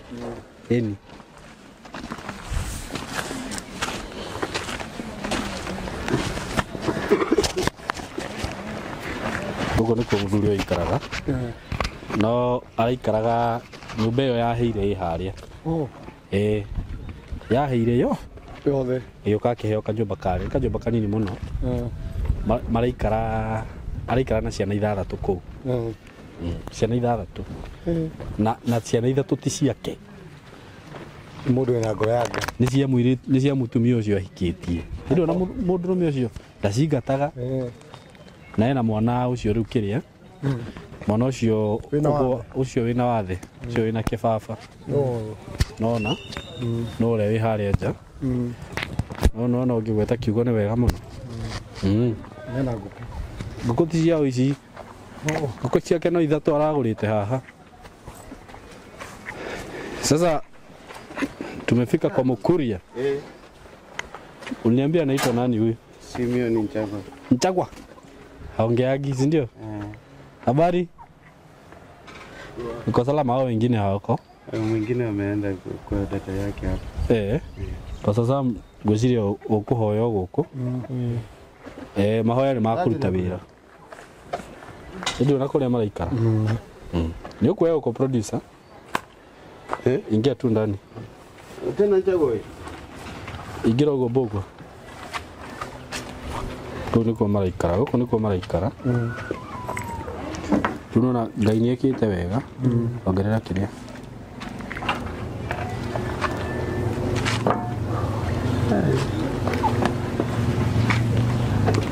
Nyumbera niyo maraikara. Mariothe. Ndio ni haso. Mungu sasa si amesaidia. Si ndio? Sasa mtalala hapa tena. Atakalia wapi? Huyu. Atakalia kwa kiti ndio anakalia. Ona. Kaje bako ni kwa maraikara. Ndio na. Nini kwenda kwa mahoeri? Mahoeri mwana ule. Acha tuombe. Shika hapa ni. Pacha kati. Shika hapa. Wacha tushukuru. Baba, tunakupenda kwa sababu ya nguvu zako na uwepo wako. Ni asante kwa sababu ya hii familia. Ni asante Bwana kwa sababu umewajua. Ni asante kwa sababu ya kile ambacho umepanga wawe. Bwana, nimewakabidhi mikononi mwako. Nimetangaza kuanzia siku leo Bwana, nimewatenganisha na kila maroho. Nimewatenganisha na kila nguvu za giza. Nimetangaza hawa Mungu wamebarikiwa na wewe. Nimewatenganisha na laana za kwao. Nimewatenganisha na laana za mchanga, laana za majina, laana za kurithi. Nimetangaza hazina uwezo mwanzo katika maisha yao. Kwanza siku ile Bwana, hai familia Bwana imekombolewa na wewe. Tumetangaza mabadiliko, tumetangaza uponyaji wako katika jina la Yesu, kama venye Mungu umewatendea. Hivyo ndivyo tumetangaza ya kwamba kwanza siku ile Bwana kukawe na mabadiliko kwa hii familia. Watu wakaone mkono wako, watu wakaone ishara zako katika jina la Yesu. Nimetangaza hawa kwanza siku ya leo, hakuna maroho mabaya itawafuata. Hawataandamwa na laana za kwao, hawataandamwa na nguvu za uganga, hawataandamwa na nguvu za uchawi. Nimetangaza kwanza siku ya leo, kila maroho imekamata maisha yao iachilie hawa watoto, iachilie maisha yao, iachilie jamii hii katika jina la Yesu. Nimetangaza kwanza siku ya Bwana, mkono wako ukawe kwenye hii jamii, ukawatendee mambo mema. Wacha nguvu zako Bwana zikadhihirike kwenye mji huu, ya kwamba Bwana umekomboa jamii hii. Nimetangaza kwanza siku ya Bwana, hawa watu hawatatokezea kwenye vio vya waganga, hawatatokezea kwenye vio vya wachawi. Hawa Mungu watafika mahali ambapo umepanga wafike, watakuwa kile ambacho umepanga wawe. Hivyo ndivyo tumetangaza, na kuanzia siku la Bwana nimetangaza nguvu za uponyaji juu yao, nimetangaza nguvu za ukombozi juu ya maisha yao. Hawa Mungu mkono wako ukawalinde, wacha Mungu mkono wako ukawatangulie Bwana, kawafungulie milango. Tumetangaza kila milango iliyofungwa na maadui ikawafungukie, na kuanzia siku la Bwana nimetangaza kafa juu ya maisha yao katika jina la Yesu. Mungu Baba, nimetangaza mabadiliko. Hakuna maroho, hakuna ufalme wa giza utafinyilia hii jamii tena, na kuanzia siku ya Bwana nimewachilia nguvu zako, nimewachilia nguvu za ukombozi. Aidha ni maneno yalitamkwa kinyume na huyu mtoto, aidha ni laana za kurithi, aidha ni madhabahu ya kwao, kila maroho iliyokamata maisha ya kijana mdogo, down, out, out, out. Na kuanzia siku ya Bwana nimetangaza nguvu zako na uponyaji katika jina la Yesu. Mwanadamu amekombolewa. Bwana, nimetangaza kafa juu ya mtoto mdogo, nimemtenganisha na laana za koo, nimemtenganisha na madhabahu ya koo, nimemtenganisha na agano za koo. Nimetangaza kwa siku ya Bwana, huyu mtoto akawe kile ambacho Mungu umepanga awe katika jina la Yesu. Hakuna maroho, hakuna ufalme utamfinyilia tena. Nimetangaza kwa siku ya Bwana kile ambacho kilikuwa kinawafuata, nimewatenganisha na hiyo katika jina la Yesu. Nimewachilia ukombozi wa Bwana, nimewachilia nguvu za kiungu katika jina la Yesu. Nimeondoa hizo baria, nimeondoa hizo laana, ikiwa ni maneno yalinenwa Bwana kinyume na hii familia, hayo maneno nimeyang'oa, na kwa siku ya Bwana nimetangaza baraka juu ya hii familia katika jina la Yesu. Hii familia iko huru. Amen. Amen. Amen. Amen. Amen. Thank you so much. Tunaamini Mungu atafanya mambo. Na naweza taka tu kurudia tena niseme, last time tulikuwa tumeongea, mtu yeyote anaweza kuwa na usaidizi kwa huyu mtoto. Najua kuna mahali pazuri wanapelekanga, shule nzuri, special schools. Watu mahali anapata watu wanaweza relate na yeye vizuri. Kama unaweza kuwa na uwezo yoyote, tutapeana namba ya Zakaria, unaweza mpigia na tuweze kumsaidia. So ngwicire ni muona kuria Zakaria araikaraga Bogwa, toya guku wega. Ino niyo nyumba iria Zakaria araikara guku ni kwararara. For now nena ciana ithathatu. Ici nicio tutu ni tuindo turia mena tuo, by the way. Uguo moigwa ngiuga aikorwo fiu oye, aikorwo we no hote kumugurira mattress, no hote kumugurira duvet, no hote kumugurira gati, muteithie tuma ehere maisha-ini maya. Taine tumaisha turia araikara, ici nizo blanket mnajifundika. Ino niyo mirigiti iria marehumbira, mutiona ino niyo mirigiti iria marehumbira. Uguo ri gutiri mundu ungienda for sure, hakuna mtu anaweza penda hata kidogo. Na ni muthuri urerutira, ni muthuri wina ngoro njega, ndakwira araikara na ciana ithathatu, na watoto watatu si wako, si ndio? Ni wa Njeri, lakini ni watoto wako wote, wacha tuseme hivyo, si ndio? Tuteithie muthuri uyu please, ndu tondu ni ahota kuona handu angiaka nyumba ri, agie na gakondoro uguo, tuga turabatara ikondoro 4 na tu mattress na duvet, na duvet ni tuona duvet 3. Muteithie uria mungihota, ona nguo tondu ni maherirwo nginya ni nguo, aikorwo hena nguo no hote kumagurira nguo kuria Gikomba no magurire. Zakaria, peana namba yako ya simu. 07 48 03 38 46. Rudia. Ni 07 48 03 38 46. Majina ni Zakaria Wambura Maliba. Zakaria with L. Wambura Maliba. A-K-A-L-I-A. Zakaria Malimba. Maliba. Hiyo ndio jina yake. Mundu wina 50, mundu wina igana, mundu ungihota na tuga to nginya ati umateithie na mbeca. No uhote kumagurira indo icio we. Uge ni guthie nginya akionaga haria maraikara. No twende uguo muno makiria. No na gikorwo hihi we guku Naivasha we muikari wa Naivasha na we handu we na wira mwegega riu gukira uria araruta ungimwitira ni njui no ahote kwandika, no ahote kunengera mwanake umwe wake turori no athiage nayo nake agathia agakuruta kawira. Itiguo mundu ucio ni a survive. Ndugathake na ciana ithathatũ wa mbugu. Ni kugeria. Iti kugeria. Ciana icio gucihunia, guciheirio gia kuria uguo. Maundu macio mothe mweka uguo Ngai ni akumrathima. Ngwendaga tukinya haria tauni tuthie turore uria uniform cirauma nigetha twamenya ari tukorwo twanyita mutumia ucio tuone kana ni akugurira ciana ici uniform nigetha cithie thukuru. Itiguo Ngai wa muya murathime muno. Mundu uteithio wothe enaguo towards Zakaria nduhingiriirio. Twi sawa babu. Ona hau ri ndio he muciari utangienda mwana wake atoro special. Wewe unaweza kubali ni kesi kukipatikana mtu atasaidia huyu mtoto ampeleke special school. Inaweza kuwa sawa kwa na kajire sawa. Ni twali ndingitangatha uguo. Asante sana. God bless you so much. Dukatana maithori ejoewega thoshakona shingeha yeah na ihoru shadigiciria wako-ini gwaku ndina kirigiriro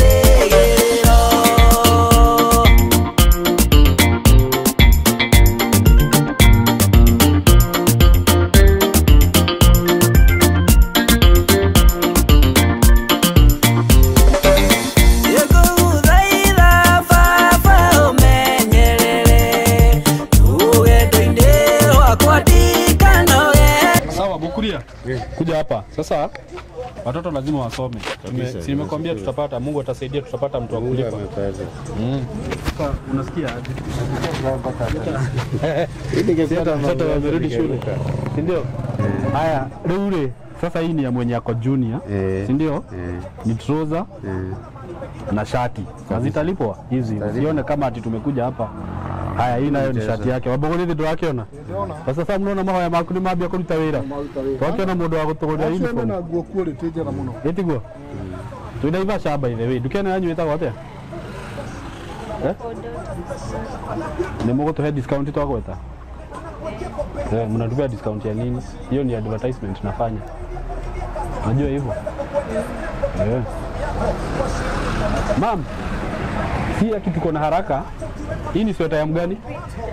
Ya huyu? CBC. Hii ni complete yake, si ndio? Na zao wengine umetuma? Ziko correct kila kitu. Haya, huyo sasa Mungu ambariki sana. Sitaki kumtaja jina yake lakini amesema atatulipia. The God bless her so much. Angebuonya Sakara ndio nileta wale watoto wapi? Ndio tutafanya hivyo. Sindaweza kupeleka tena ikuwe mfupi ama ikuwe mrefu, ikuwe kubwa. Mam. Ako wapi? Tutafanya hivi, ita mam.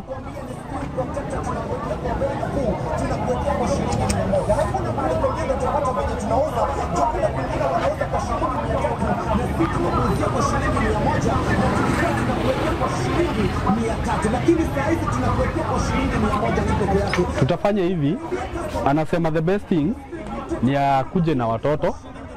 Hii sasa ni hii haina stripes. This stripes. Inakuanga na stripes. Haina. Zitatoshea huyo mtoto ni wa miaka? Miaka 6. Hii itatoshea mtoto wa miaka 6? Hapana. Nimetoa tu just some. Yani kitu yenye tutafanya sasa wakuja wapime. Mr. Zakaria tumepata nguo za watoto, tumepata uniform ndio hizi, hadi viatu, si ndio? So kitu yenye nitadu hizo pesa zitalipwa zote. Zakaria, sijui kama utakuja na watoto ama utaenda uchukue measurement. Alafu ukuje upime, lakini si the best thing ni akuje nao ama mpaka nikuje nao, wakuje nao ndio wapime, ndio aone yenye namkava vizuri. Haya, nidagotumira pay bill na kila kitu. Juu naweza kumupima huko, nikuje hapa ikuwe ndevu, nafaa nikuje na apime singo. Ndio ikikaa vizuri viatu naweza juu naweza pima ikuwe mrefu, ingine ikuwe. Pesa madam mtalipwa direct. Gaya radhi mtumie usio muno. Italipwa na hii pay. Inalipwa hii. Au ilikuwa na different person. Yeah. Ni mundu tofauti ura. Muthuri ni kumuteithia turamuteithia, ni kuhirirwa arahirirwo. Yora muteithia nake. Ni kuhirirwa arahirirwo. Uwezi sema tu. Sasa mimi sina, umenipata tu off guard. I have nothing. You have nothing but you have. Si hata unaweza sema nitaongezea uniform moja. Do you know mimi nimeajiriwa mwenyewe, si mimi. Wewe umeajiriwa? Sasa hata nikisema niongeze. Umenidanganya hapo. Serious? Ndukihurire mdu ucio mwire aratuteithia na kitu na mundu rahirirwo by the way. Atutuambia Kenya atusaidie.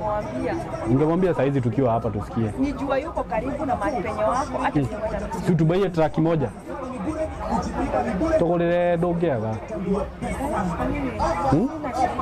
Kidu kitatigia by the nitamwambia tu na chenye ataofa mimi nitapeana. Serious? I'm very serious. Hao watu walichomekewa. Imagine tumetoka Nairobi kukuja kunini. Si ndio? Wapenye atakani track suit moja ya shule, si ndio? Track nocio twatigia itigo uguo ri indo icio ingi ciothe ci sawa, mukuria ciumeona ziko sawa, uende ukuje na watoto wakuje wajipime ndio wapatiwe nini, si ndio? Sio mahaha besha staigirite na tu confirm. So godaga ko update ya dogo tumere ni tuona uniform nukire tutigetie ni maundu macio mangi tugutangathite twina ihenya muno ni ndamuririkania Pastor Sam ni njura igwa wikarire maguru rucio mugoka kwa Pastor Sam kuria CCI mutikariganirwo twi live tugakorwo twi live guku mukerorera kuma thaa 3 cia kiroko tutakuwa live kwa hii page yangu ya YouTube na ya Facebook, si ndio? Tutakuwa live. So Ngai amurathime muno. Haya tujakumbuka bags na vitabu. Hiyo ndio tu. Na vitabu. Mundu kwenda gutapkira thimu kiu bado tutiri na bagi na mafuku please twamuthaitha ni tuona uniforms na uyu no mundu twera uguo randomly mutumia uyu Ngai amurathime muno amurathime muno mafuku na bagi tutiri Ngai amurathime reke turikirie hau tuguthukie Pastor Sam Nairobi ndakavie na nona uria aruta wira mwega na aruta igongona riega na ucio ni hiki wakwa na ucio ni hiki wake ndikamurakarie ndikwenda arakare. So Mungu awabariki sana. Zakaria kingine akafanya unajua pesa kuweka itatumika na njia zingine. Unaona hizo duvet na blanket tumemnunulia. Tumemwekea kwanza aende nazo. Akienda aende nazo. Atajua mahali atanunua. Hata kasi hapa. Nimesema umenunua duvet sasa hivi. Si ndio? Mkubwa mimi kiwezi kiingia tu hivi. Enda ununue. Nanunua ki? Pastor Sam pole. Hivyo nafanya. Doga tulie. Asante. Ni uguo. Bye. Yes, leo ithe ngociria wira uria Ngai aratumite tuke kuruta guko Nairobi ndona ta warikirira riu Pastor Sam Naivasha muthuri ucio riu ni twatiga ni aseto na muciĩ wake ithe ndwakiona riu kiria giatigara no tumaundu tunini na Ngai akurathime muno Pastor Sam ni uguo witikirire gwitika mwito uyu ona wina igongona rucio nduna ngararia Ngai akurathime muno murata wa mamba ithe ningi wira uria waruta hau ri wira ucio ngociria uraigitwo hau ni undu waku uguo ni ndakena muno ni undu waku na wambugu Ngai amurathime muno tondu ni tukoretwo twinake thabari-ini ino.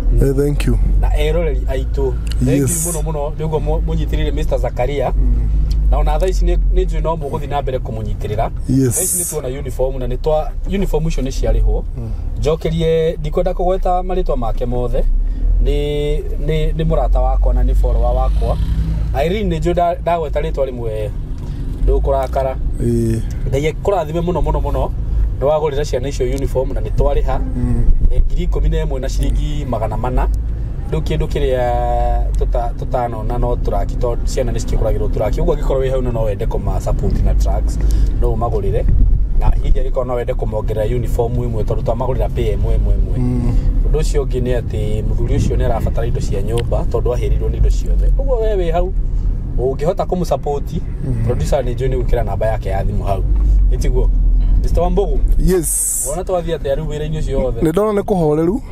Na ni ndauga atiriri. Ngai arokinyaniria kioneki kiu. Niguo. Na muthuri ucio na Ngai amurathime. Na kiria kiangenia hari we ri. Andu aitu riu ni maramutambura. Ni marauga ni mundu mwega. Na ni maikaranagia wega. No ne na thina ri. Aria bamurigiceirie matire maga nguku ciao. Ati tondu ni amaire tondu wena thina. By the way. Oguo ri ti kuga tondu wena thina no nginya wiye. Mundu ucio arathima ibarua akaremia mabuti. Akaruta wira wake he ciana ciake irio. Nima. Koguo no ni no njuge andu meruta mundu ucio. Very true. Mundu ni arute wira. Ehokete Ngai no agacera na murathime muthenya umwe. Very true. Na ni wega ni undu wacio mamunyitirira. We waruta ciringi 30, waruta 50, we waruta ngiri, we urutite 10. Na ithu no twamunyitira haria tukuhota. Niguo. Oguo nawe Saimo. Thiini wa channel eno yaku. Niguo. Ni njui ni ndathime. Amen. Na wira ucio urutaga ugateithia andu. Ugatuma andu mamenye ucio wina thina. Niguo. Ngai ni agutume ture na ndagika muico igatuika TV. Amen. Ya ukweli. Niguo. Nwanyita. Niguo. Amen. Ni no njugire uguo. Thengiũ muno Wambugu. Amen. Na ona we Ngai akũrathime ni ngoro njega. Yes. Tondu twambanirie nawe from the word go. Yes. Uri wandekia. Amen. Na ni njui ona ndũkũndekio na thaa ici. Ndigũkũrekagia ndatĩra. No tumete o haraihu bari no guo. No tumete o haraihu. Saimo utare nginya ngacibo igere cia iniuru. Saimo ndware nginya bathuru are igere. No uranyona. Utare onake kwanja ndirikanaga hindi imwe wokaga ukahuthira kabiru Blue Spring. Wahuthira kaigana ri ukanjira atiriri niwe wi kuu. No ugathie Gwiciria ni tukurehe rugano rwaku haha na ukite nawe niguo ndoya matumenye wega. Thank you. Tugwika uguo. Amen. Na Pastor Sam nake ni njui ni arahika muno. Kuona mathaa ma guikara thi kuria handu. Matuhutite Pastor Sam ndugutwitikiria. Asa. Ni undu wa rucio. Ni wa rucio. Nigetha hota gwibanga wega. Nigetha gutikae maundu mteguthii uria kwagiriire. Ndondoiraga hanini. Ndiri ndaigua. Ndondoiraga no ni njui atiriri. Mwathani no kwi andu matondoira kugira. Niguo. No ngihunjia nditondoiraga kana ngiina. Na riu ngwiciria ni twathii wega. He undu umwe wangenia ni ati muthuri ucio ni ahonoka. Ni ahonoka. Ona kwaga gwika maundu maria mangi mothe. Niguo. Ni muoyo umwe thiini wa uthamaki wa Ngai. Amen. Niguo. Kiu nikio kiangenia. Niguo. Na riu Ngai akurathime ona muroreri witu. Ithuĩ twateithia andu aria angi tweheragia thina ucio gwitu. Niguo. Riu kwanyu gutingigĩa na thina wa mundu kuremwo ni gwaka nyumba. Gwaku gutikagĩa na thina wa kuhirwo ni mwaki. Gwaku gutikagĩa na thina wa mundu guteithio. Tondu riu ni wathinga mwanya ucio. Koguo tikananoge ni gwika wega. Amen. Na mbere na gwika wega. Nake Ngai aturia twikite wega. Gĩcigo gĩake kiugaga kĩrĩa ũhandaga nĩkĩo ũgethaga. Rĩngĩ ona tũgaga kũrathimwo tondu tutihandĩte kĩrathimo thĩinĩ wa mĩtũrĩre itũ. Koguo rĩu Ngai mũrathime nĩ tondu wa kwĩrutĩra kũu. Mũndũ wothe ũheanĩte indo ciake, mũndũ wothe ũheanĩte kahinda gake, ona maitho make, ona bando ciake kwĩrorera tabarĩra cia Saimo K. Ngai akũrathime. Ona mũndũ wothe ũhoete ũhoire famĩlĩ ĩyo, rĩngĩ nĩkĩo kĩratũma mũndũ ũngĩ ahutio, otoguo Wambugu aiga, akaheana ta uniform ta ĩyo. Koguo Ngai amũrathime na tũtikanoge nĩ kũnyitĩra famĩlĩ ĩyo. Na Ngai egũtũra na ithuĩ athingĩte mĩanya ĩrĩa Saitani angĩrehe thĩinĩ wa mĩtũrĩre itũ. Amen. Barikiweni sana. Amen. Thank you so much. Na ndimuririkanie rũrĩngĩ rũcio mũririkane twĩ kũrĩa CCI Umoja 3 gwa Pastor Sam. Na Pastor Sam nĩ kũririkana nginya he hĩndĩ tuokĩte nginya na gũkũ Girigiri. Nĩ tũrutĩte wĩra wa Ngai na no tũgũthiĩ na mbere kũruta. Ũguo mũthenya wa rũcio mũgetĩkĩra tũgathiĩ na ithuĩ tũnyitĩrĩre Pastor Sam akĩordainwo. Rĩu kuma hau nĩ njũĩ rĩu tũrĩhutagia na anointing igũrũ mũno. Tũrĩrĩa gĩathĩ studio. Tũgũthiĩ na mbere kũruta mawĩra ta maya. Ngai atũteithie mũno mũno. Na inyuĩ eroreri akwa ma. Ngai amũrathime mũno. Ngai inyuĩ nĩ maũndũ marĩa makoretwo mekuo by the way. Ona ta rĩu kĩũndũ gĩcikandũ kĩa mũtumia ũcio ũrĩa ahenanirie. Ndiugaga niĩ nĩ nguona andũ a kũnyitĩrĩra mũthuri ũcio. Ndaugaga rĩngĩ nĩ magwĩtigĩra mone tarĩ okay. Tarĩ o maũndũ ma maheni. No ndĩrakwĩra andũ aya mamũnyitĩrĩire ona he mũthuri watũmĩire mũthuri ũcio ciringi 5,000 ngĩrigwo Ngai. Makai kũrĩ andũ metha atĩa. Nĩ kũrĩ andũ mena ngoro ya gũteithia na ngoro ya Ngai. Ngai amũrathime mũno nĩ ũguo mwĩkĩte. Mũtirĩ mwandekia tondu ni ona ndarigitwo riu ona hindi ria mutumia ucio twitire wa mbuguri mutumia ucio mama wa kijijiri kana wonete he ni ndambite kura hanini no wambite kugura kaguoya na gicunje kia 99 hari igana ni na ngiura ngimutiga hau tondu ndagirwa atiriri riu mari muthuri uyu ngumwika ate andu aya riu ni ndiri no ndungi ndiri na mbeca te cia kumwakira kana kumuteithia no ngeigua roho wa Ngai anjariria kinjira ndugetigire thie na mbere na muthuri ucio finally Ngai ni arahutirie ngoro cia andu aya riu na hake ona indo icio citigaririire ri ni njui Ngai no akumahutia na ni mago participate na mundu ungienda guka kumucerera uko mucerere mundu ungienda kumugurira nguo mbuguri na riu ithuĩ ngwiciria nĩ twaruta wĩra witũ ũrĩa ũngĩ Ngai agũtũhe no tũkũruta ithuĩ tũcokete na Nairobi ngwiciria nĩ mũrona ũguo na nĩ twathiĩ wega mũno mũno na Ngai amũrathime inyuothe niĩ rĩu ndona ta ndarĩkĩria hau na until next time mugĩe na ihinda rĩega rĩu nĩ tũkuonana kũrĩa mwena wa studio na mũthenya wa rũciũ twĩ live hapa kule CCI all the way from CCI ngakorwo ngĩmemerekia ĩmwe kwa ĩmwe kuma CCI Umoja 3 kwa Pastor Sam Mwaura na kwĩna keki na kwĩna ngũkũ kũrĩa rĩndĩ ya ngũkũ kana ngũkũ cia ndũthe na hau ngũkũ mũno hau ngũkũ mũno hau Thank you so much. God bless you so much. Amen. Namba yetu ni 0724 333313. Tunawapenda sana. Amen.